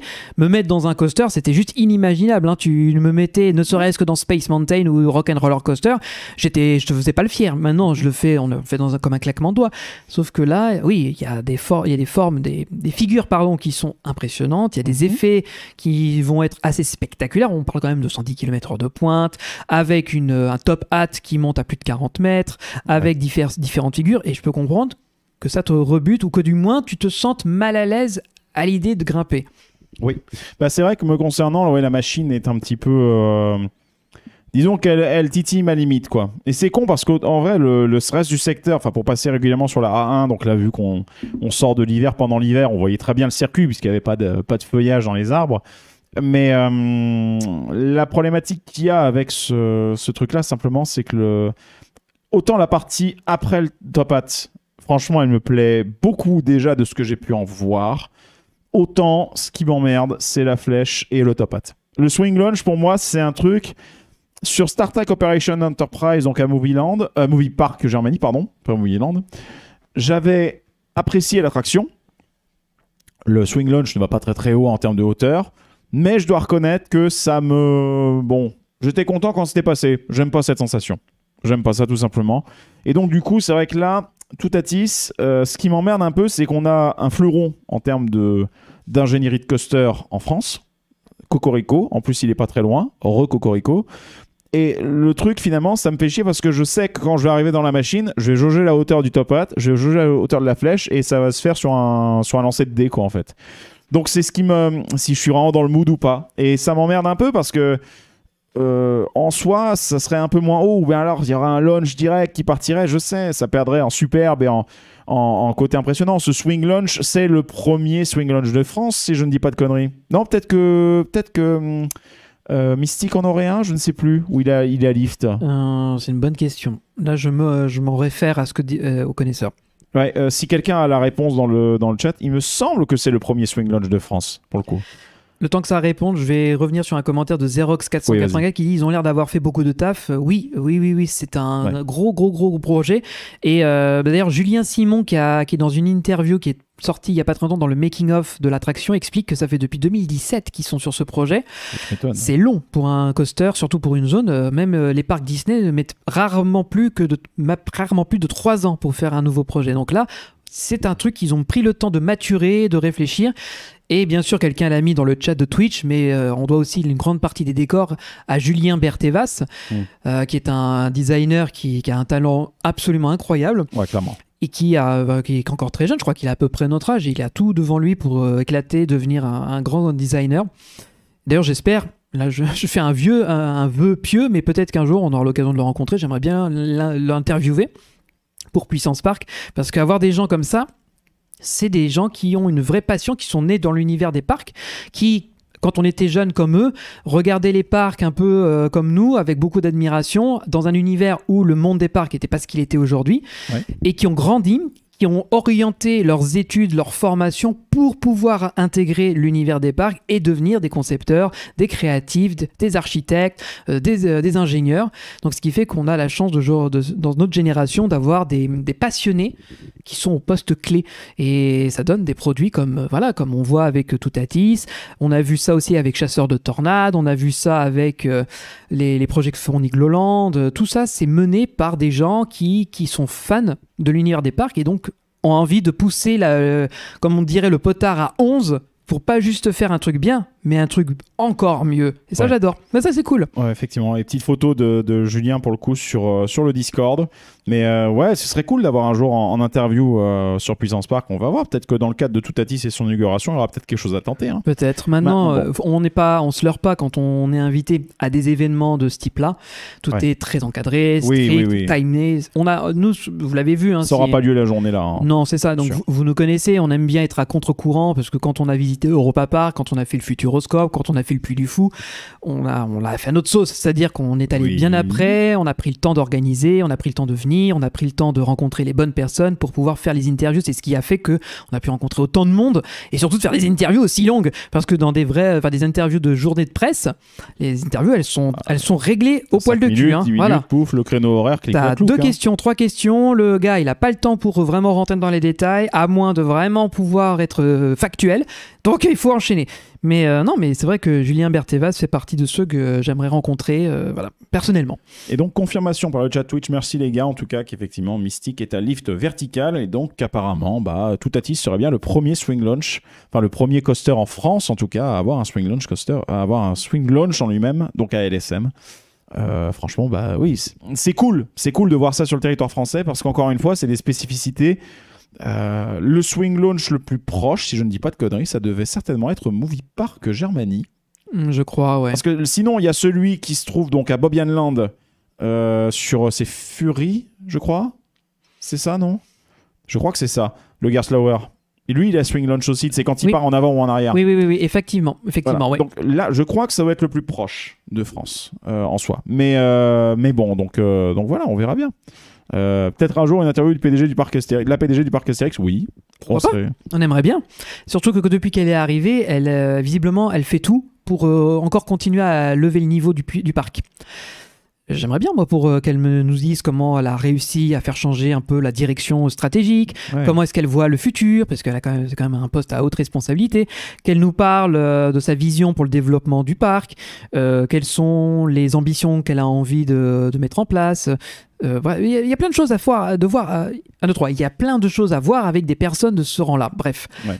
Mais pour revenir un peu à notre sujet et continuer un peu regardez-moi un peu l'avant à défiler. Quoi, voilà, juste la coque avant, magnifique. Alors, on reconnaît la silhouette de Conda parce que c'est un peu dans le même style, mais c'est riche en détails. Moi, je suis fan. Je trouve ça magnifique. J'espère qu'il y aura du merchandise un peu de ce type-là pour rendre hommage à la beauté du train, parce que je sais que les fans de coaster, les fans de l'attraction seraient très fiers d'avoir une reproduction miniature de la coque avant. Ce serait top. Hein.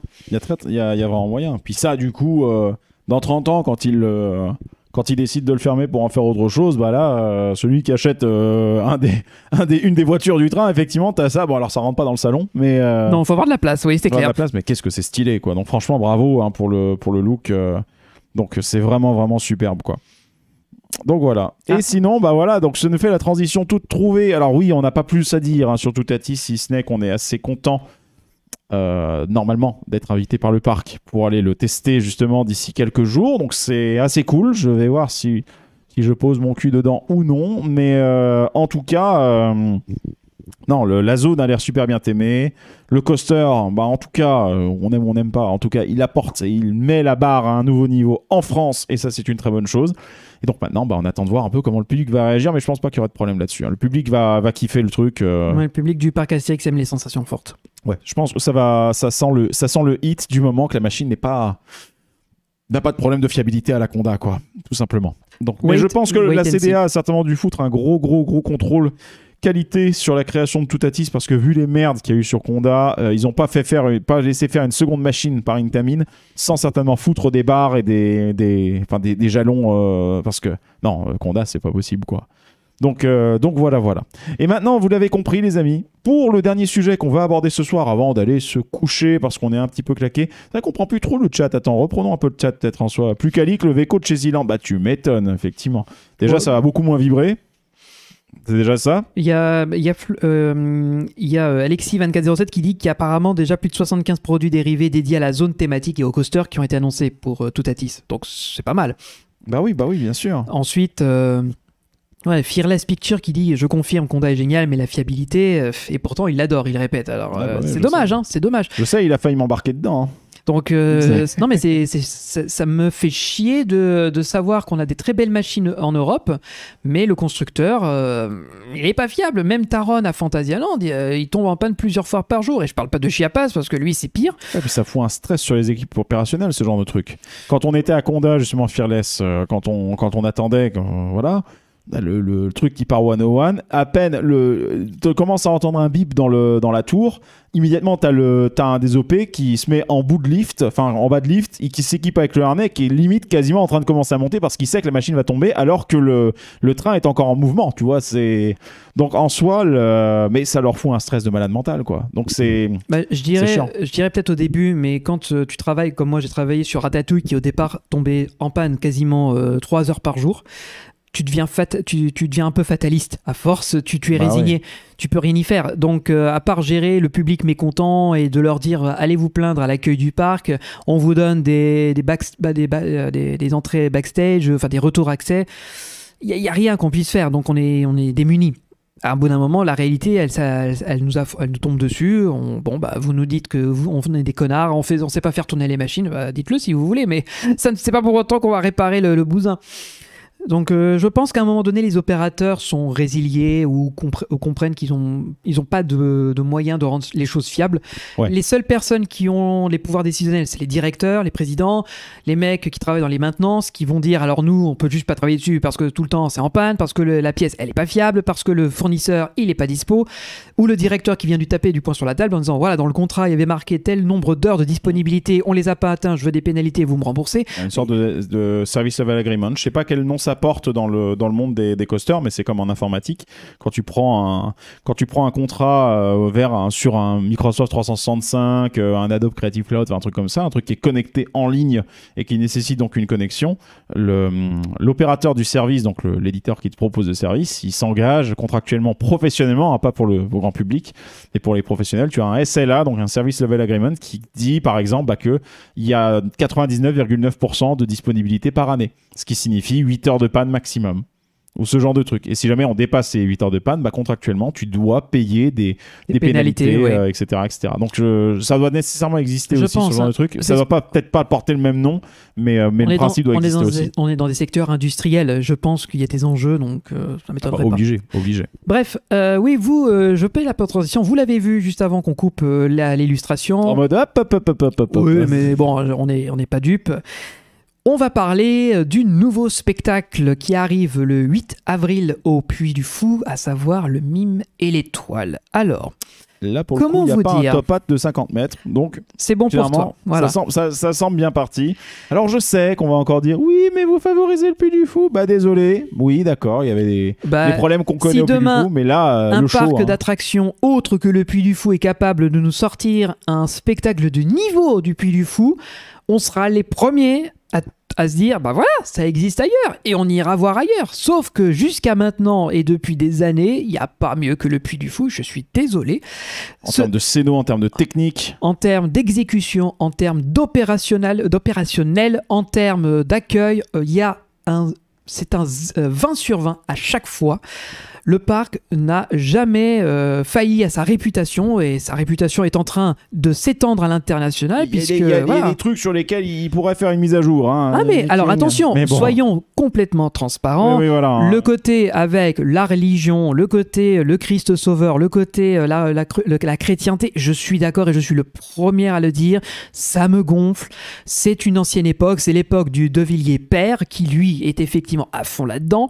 Mais je tiens vraiment à le rappeler que depuis que c'est le De Villiers fils, donc Nicolas, qui a repris les rênes du parc et du groupe en général, on voit un véritable changement dans le sens où de plus en plus, soit les spectacles qui sont mis à jour, ils sont en train d'essayer de gommer justement l'aspect chrétienté, religion, et surtout le côté on est dans un parc historique. Non, on est dans un parc qui vous donne de l'émotion. D'ailleurs, leur nouveau slogan, c'est les émotions sont éternelles. Le slogan n'est plus l'histoire n'attend que vous. C'est bien parce qu'il y a un changement. C'était ambigu C'était ambigu.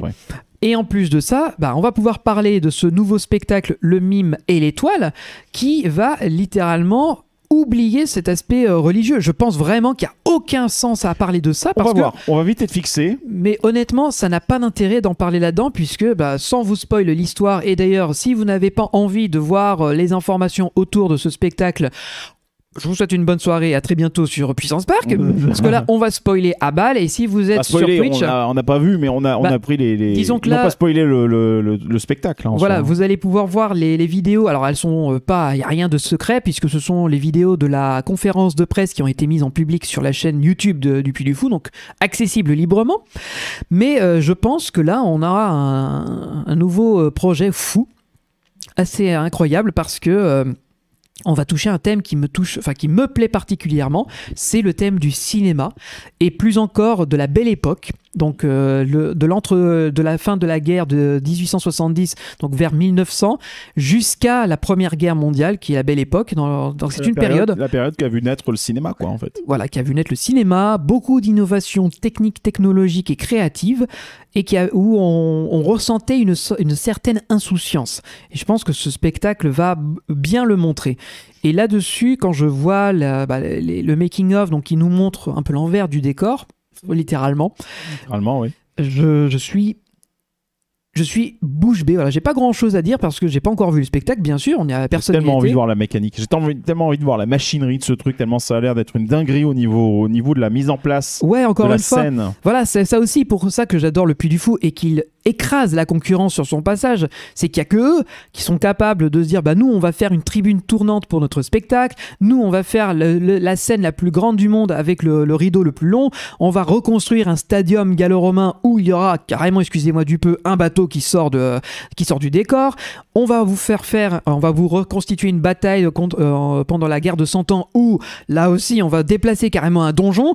Bref, les mecs à chaque fois on fait sortir des bateaux avec les acteurs déjà en dessous. Ouais, voilà.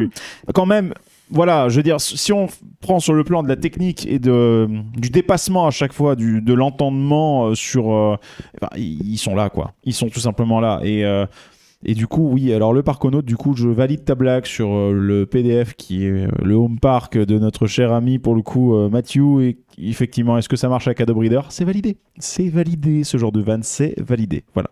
Mais en tout cas, oui, concernant ce spectacle, pour le moment, bien sûr, on ne l'a pas vu, donc on ne va pas aller juger de la qualité du spectacle avant, même si on s'est un petit peu emballé peut-être au tout début, mais de ce qu'on en voit là, déjà, on a les ingrédients qui semblent réunis pour nous faire, encore une fois, un spectacle à la mesure d'un... comment ça s'appelle, merde, déjà, Dernier Panache, à la mesure d'un Mousquetaire de Richelieu. Il y a des éléments qui vont nous permettre, apparemment, on a une salle gigantesque, alors ensuite, bon, il y a des innovations qui sont nommées innovations là-dedans en soi, mais qui, en soi, effectivement, c'est très impressionnant de les avoir montées.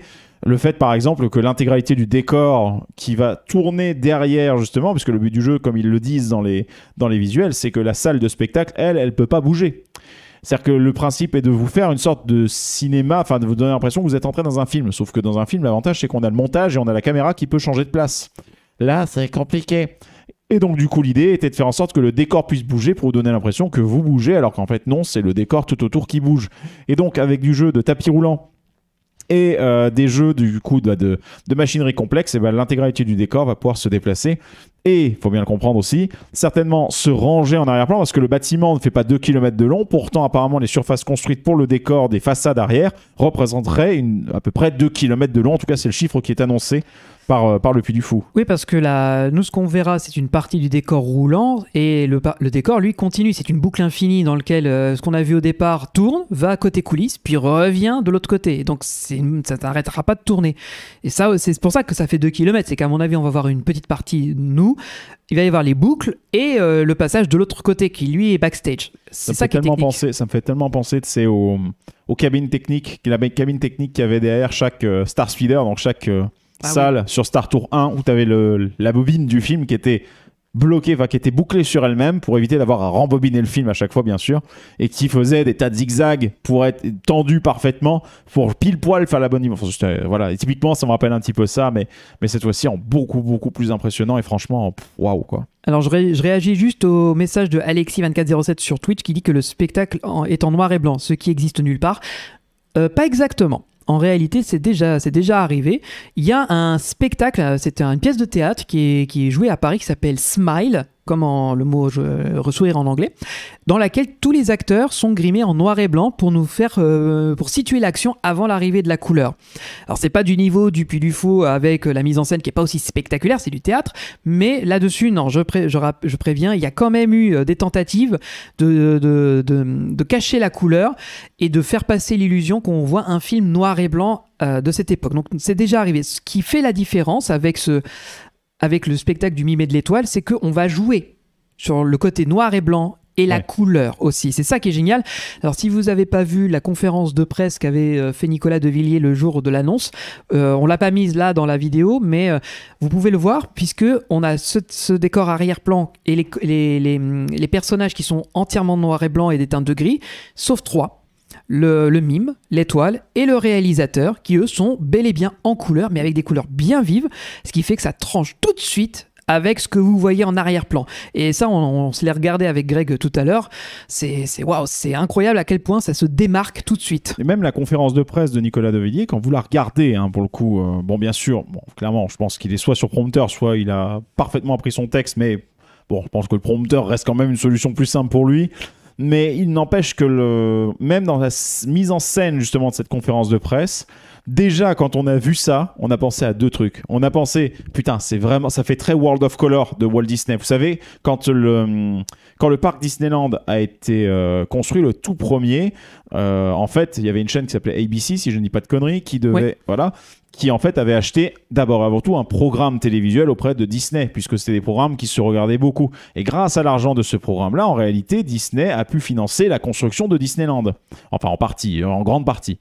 Et l'idée, c'est que ça a intronisé... Enfin, Disney avait déjà l'habitude de travailler avec la télévision et de travailler à la télé, mais du coup, ça a aussi intronisé des émissions sur lesquelles Disney allait venir lui-même, je parle de Walt Disney pour le coup, venait présenter lui-même, notamment plus tard World of Color, auquel le spectacle de Fontaine fait référence en réalité. Oui, parce que c'est à l'époque où la couleur est arrivée à la télévision. Exactement. Et profitant de cette nouvelle opportunité, Disney s'est engouffré là-dedans. Donc il y a ça, mais pas que. Il y a aussi un autre truc qui nous a sauté à la gueule. À nous, on était à 2 doigts de l'appeler Nicolas Sterling. Oui. Non, Serling, pardon. Nicolas Sterling. Parce qu'il y a des fois, il y a des pauses qu'il prend, parce que vous savez, vous voyez les introductions de la 4e dimension, vous voyez la scène du pré-show de la Tour de la Terreur, au pire, si vous n'avez pas vu la série, qu'on vous recommande vivement, la série d'origine, on insiste là-dessus, années 50-60. C'est ça. Mais, et croyez-moi, le pire, c'est que ce qui est génial avec cette série, c'est quand vous la regardez, oui, les images ont vieilli, oui, les acteurs ont carrément pas la même gueule que maintenant, parce que, voilà, ils ont juste vieilli, ils ont juste pris beaucoup d'années dans la gueule, mais bordel de merde, la modernité des scénarios, des méthodes de... Enfin, des méthodes de... Tu as l'impression de voir une série moderne d'aujourd'hui dans plein de cas. Alors, il y a des trucs qu'on mal vieilli, mais il y a plein de fois sur lesquels c'est une excellente série encore aujourd'hui. Et du coup, il y a des fois, dans la pause de Nicolas Devilliers, dans l'annonce... La conférence, il y a des fois, franchement, ça faisait très très Rod Serling en train de présenter son nouveau jouet justement sur l'épisode, et on s'attendait à ce qu'à un moment ils disent pour que vous rentriez dans la 4e dimension. Là, ça aurait été incroyable. Il y a ça, mais alors moi le premier truc avant que tu parles de Rod Serling et de la 4e dimension, c'est bien sûr Ciné Magique. Je suis désolé, au bout d'un moment, on va parler de ce qui, pour moi, la référence numéro 1. J'ai ma petite théorie qui est très personnelle, alors elle est complètement bullshit mais je veux y croire, c'est qu'à mon avis les équipes du Puy du Fou étaient fans de Ciné Magique au Walt Disney Studios, et quand ils ont appris qu'ils fermaient le spectacle, ils ont tellement été dégoûtés, dépités, ils se sont dit puisque c'est comme ça, nous aussi on va faire une sorte de Ciné Magique à notre sauce au parc du Puy du Fou. Merde. Si effectivement c'est ça, j'ai envie de dire, nous chez Puissance Park on valide. Of course. Voilà. Merci, Street Fighter. Voilà. Exactement. Mais oui, clairement, je trouve quand même assez dingue comme, on va dire, coïncidence dans la même période de temps que Disneyland Paris dise adieu à l'un de ses plus beaux spectacles, à l'hommage du cinéma, qui prend un peu ce concept, puisque c'était l'attraction culture européenne aussi, accessoirement. Alors oui, c'est vrai, mais surtout qu'on est au début par le noir et blanc, petit à petit, on a le son qui arrive, puis ensuite, c'est la couleur avec le 16/9, puis ensuite, c'est les effets dans la salle, enfin, toutes les évolutions du cinéma.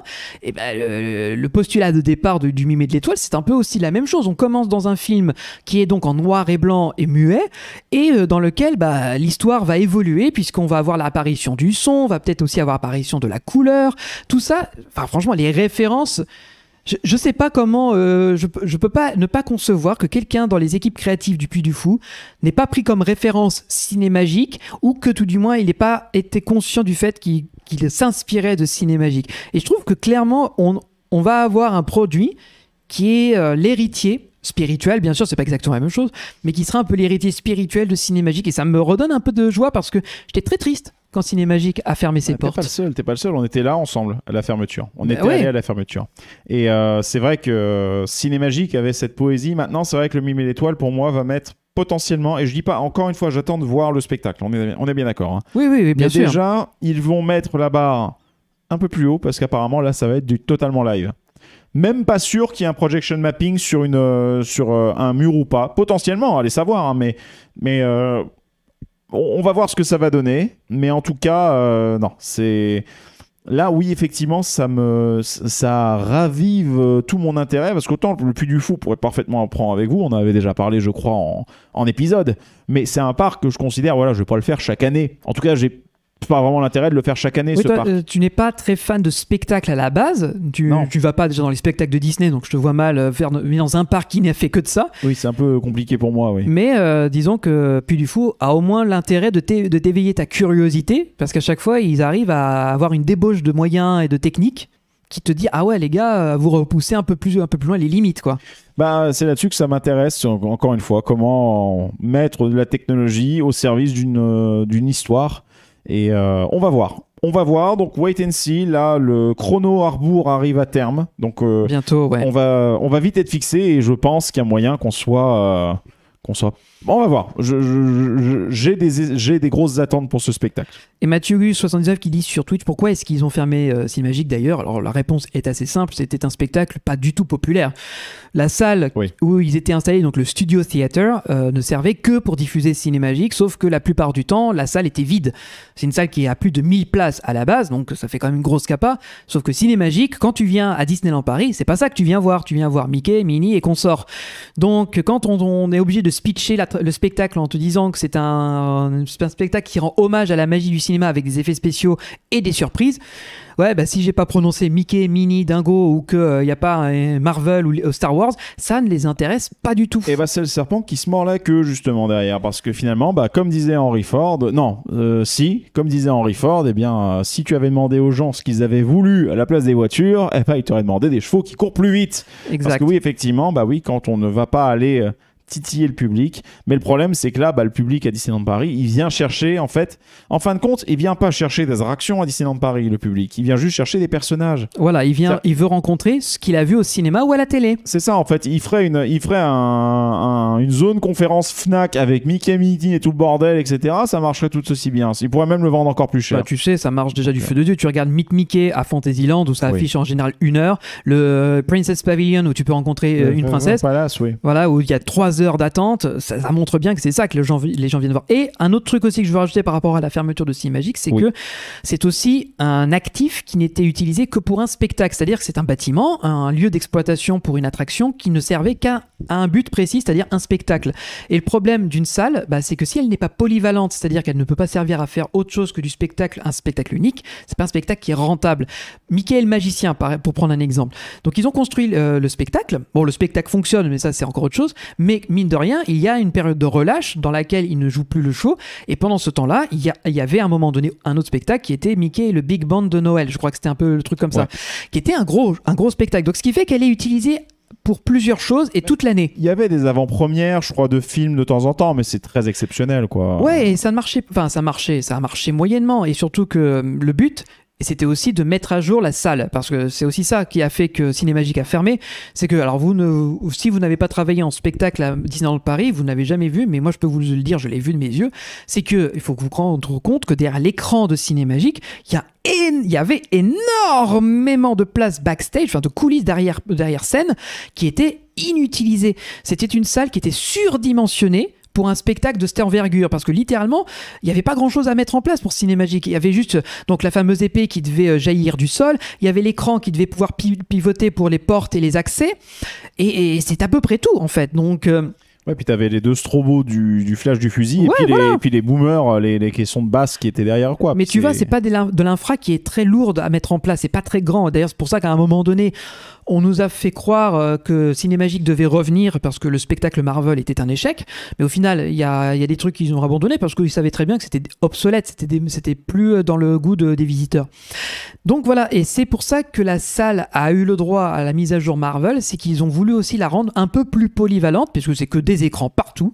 Il y a des écrans autour de la scène, il y a des écrans dans la scène et il y a des décors qui ne sont faits que des écrans. Comme ça, tu en fais ce que tu veux. Si tu as besoin de projeter autre chose que du personnage Marvel, tu projettes autre chose.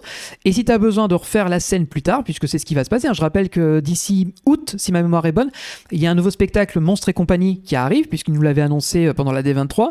Là, la salle va pouvoir être encore modifiée plus facilement. Bref. Mais il y a un truc que je regrette. Pour arriver tout doucement à la conclusion, c'est que j'aurais beaucoup aimé que Disneyland Paris vende un DVD ou un Blu-ray du spectacle avec le film proposé à l'intérieur. Ça aurait fait sens. C'est vrai que ça aurait fait sens. En Certes, plus, c'est un témoin d'une ancienne époque, quoi. Mais puis bon, regarde chez Kikario, quoi, l'âge qu'il avait à l'époque. Ouais, voilà. Julie Delpy, Martin Short. Même aussi, Martin Short, ouais, il était pas très vieux à l'époque. Oui.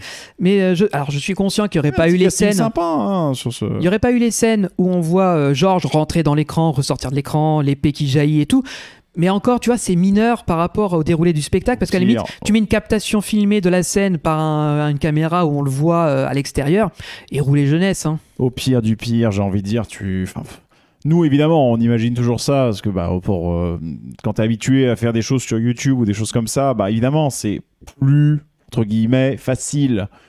Eux, pour le coup, évidemment, ils vont s'embourber dans des budgets et tout, mais t'imagines un peu, au pire, les passages qui sont en live avec un acteur, les refaire, les rescénariser, refaire avec un faux public, refaire des plans sur George. Alors bien sûr, Martin Short n'a pas la même gueule, mais bon, aujourd'hui avec du deepfake, on arrive à faire des choses. Mais bon, tu vois, faire ce genre de truc, juste pour combler les trous, faire le truc correctement et ramener ensuite. Et t'imagines, tu montres ça, bon, le film en lui-même, bien sûr, on aime, on n'aime pas, hein, mais derrière après, tu montres, ça, voilà, il le faisait, fut un temps spectacle.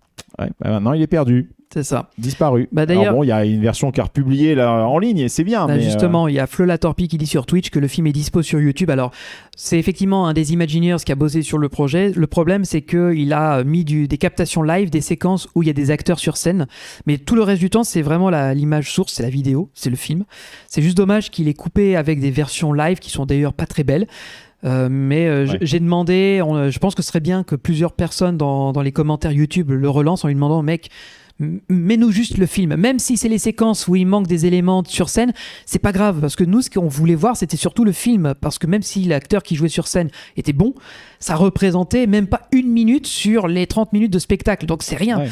Et le Mille l'étoile d'ailleurs fera 28 minutes. Oui, d'ailleurs. Ouais. Voilà. Donc, grosso modo, c'est la même chose. Sur un truc qui a été dit justement avec le Barconaute. Alors, je crois que ce serait anachronique parce que les parapluies de Cherbourg datent d'après la période qui est dépeinte ici dans le film, si je ne dis pas de conneries. Oui, les parapluies de Cherbourg, c'est les années 50-60. Là, on est avant 1914. Mais j'avoue que c'est vrai que ce serait drôle que Nathan Stornetta ait glissé quelques notes d'un thème sans le reprendre. Évidemment, directement, mais genre, ce serait drôle pour le clin d'œil. Mais bon, je ne pense pas que ce soit fait. Mais par contre, on peut s'attendre à quelque chose qui sera très immersif avec Nathan Stornetta, comme d'habitude. D'ailleurs, on se disait tout à l'heure, si jamais un jour une entreprise devait créer une IA de génération de musique, elle pourrait l'appeler Nathan Stornettia. Voilà. Ça serait drôle.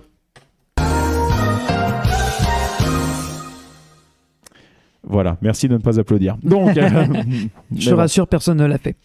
Bref, écoutez tout le monde, on arrive tout doucement à la fin de ce live. Il est 22h42 quand même. Et oui, mine de rien, on a encore fait un bon petit live. Hein. Ouais, si vous avez des petites questions, que vous aimeriez poser. La voix pendant un live, mais là je commence à vraiment avoir le mal de gorge qui traîne. Là, donc on vous cache pas qu'on va pas trop durer, mais si vous avez des petites questions que vous aimeriez qu'on réponde, mais pas des questions compliquées qui demanderaient une super réponse, mais voilà, si vous avez 1 ou 2 questions que vous aimeriez nous poser avant qu'on vous souhaite une bonne nuit, dites-le nous dans les 2 chats, que ce soit Discord ou Twitch, on regarde là actuellement.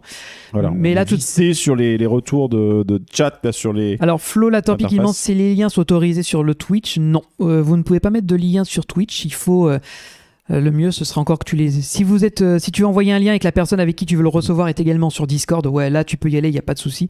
Mais Twitch est un peu compliqué. Il refuse de donner des liens comme ça. Yes. Bonne nuit les petits. En fait non. Voilà. Non, on va pas exagérer. Là, il y a 15 jours, quand on a fini le live, il était 23h et quelques. Moi, je suis arrivé chez moi, il était 1h, donc j'étais plus très frais. Voilà.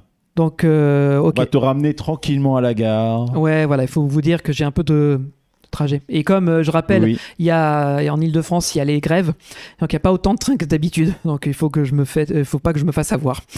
Anyway, écoutez, si il n'y a plus de questions et vous n'avez pas grand chose de plus à dire par rapport à ce long live hyper prolifique, et merci Flo la Torpille d'avoir mis le lien de Parfait, Cinémagique dans le chat, donc chat live radio du Discord. Je vous invite à aller regarder ça, c'est une pépite, ça fait plaisir de voir des Imagineers partager ce contenu là. Et si j'étais vous, j'essaierais de le sauvegarder quelque part, on n'est pas à l'abri que ça disparaisse. Alexis a dit inspecteur chien. Ah, il fallait bien qu'il pop à un moment. Oh. Mais voilà, enfin bref. Je pense que là, je vois pas de nouvelles questions. Je pense qu'on va partir sur un kiss good night, hein, comme on dit apparemment Ouais. chez voilà. Donc sur ce les amis, on espère que ce live vous aura plu, que vous aurez passé un bon petit moment en notre compagnie. On essaiera de refaire quelque chose. Filmo qui dit mardi il y a du lourd. Alors, je sais pas. J'ai pas la ref là pour le coup. Moi non plus, j'ai pas trop la ref. Non, du coup bon, mais en tout cas les amis, merci beaucoup pour votre participation. C'était un plaisir de faire ce petit live avec vous. Je vous cache pas que il y a des fois comme ça dans la vie, ça aide un petit peu à se remonter le moral, justement, d'avoir un peu de monde avec qui papoter, avec qui échanger. Donc merci beaucoup à vous, sincèrement, ça fait plaisir. Donc sur ce, on vous souhaite une très très bonne soirée. Et reposez-vous bien dimanche pour ceux qui ne travaillent pas. Voilà, oui. Profitez bien parce qu'il va faire a priori bon. Donc si vous avez l'occasion de sortir, allez-y. Et bon courage pour la semaine qui s'ouvre. Alors pour la suite de nos aventures, vendredi il sortira un nouvel épisode du podcast. Il faut dire ce que c'est. Oui, sur si vous live. Donc si vous êtes là, petit exclu, nous avons eu le plaisir de recevoir Dubik dans notre studio il y a un moment. Voilà. Et cet épisode sera consacré à le présenter. Donc on va discuter un peu avec lui, découvrir un peu son univers, ce qu'il aime, son parcours en tant que park fan et professionnel aussi, puisqu'on parlera de son job.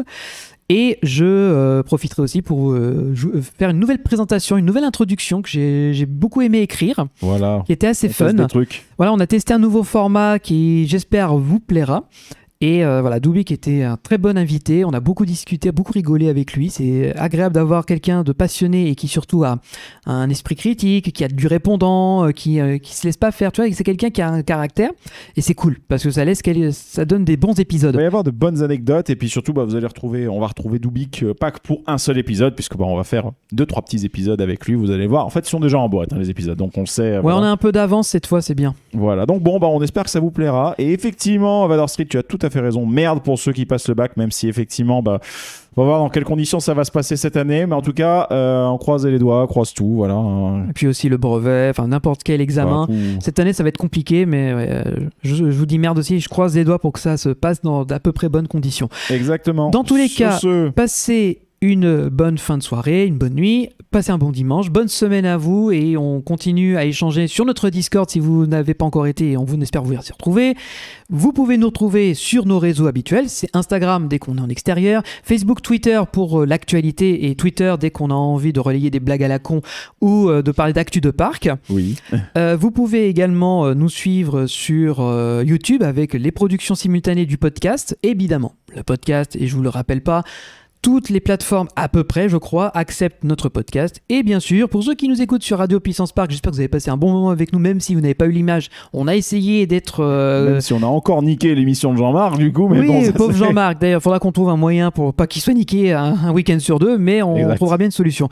D'ailleurs, Sam, c'est la transition toute trouvée, puisque pour ceux qui sont sur Radio Puissance Park, dès qu'on va déconnecter le live, qu'est-ce qu'il va y avoir dans leur programme? Je crois que c'est Retroland ou c'est Onboard là qu'ils vont avoir? Non, c'est Retroland, je pense. Ça va être Retroland. Donc super, ça va être mon émission. Donc si on est un peu dans le thème avec Cinémagique, peut-être que c'est ça qui va arriver. Donc on vous souhaite une bonne fin de soirée et à très vite sur Puissance Park. Merci beaucoup les amis et bonne soirée à tous et à très bientôt. En tout cas à vendredi pour un nouvel épisode. Ciao ciao tout le monde.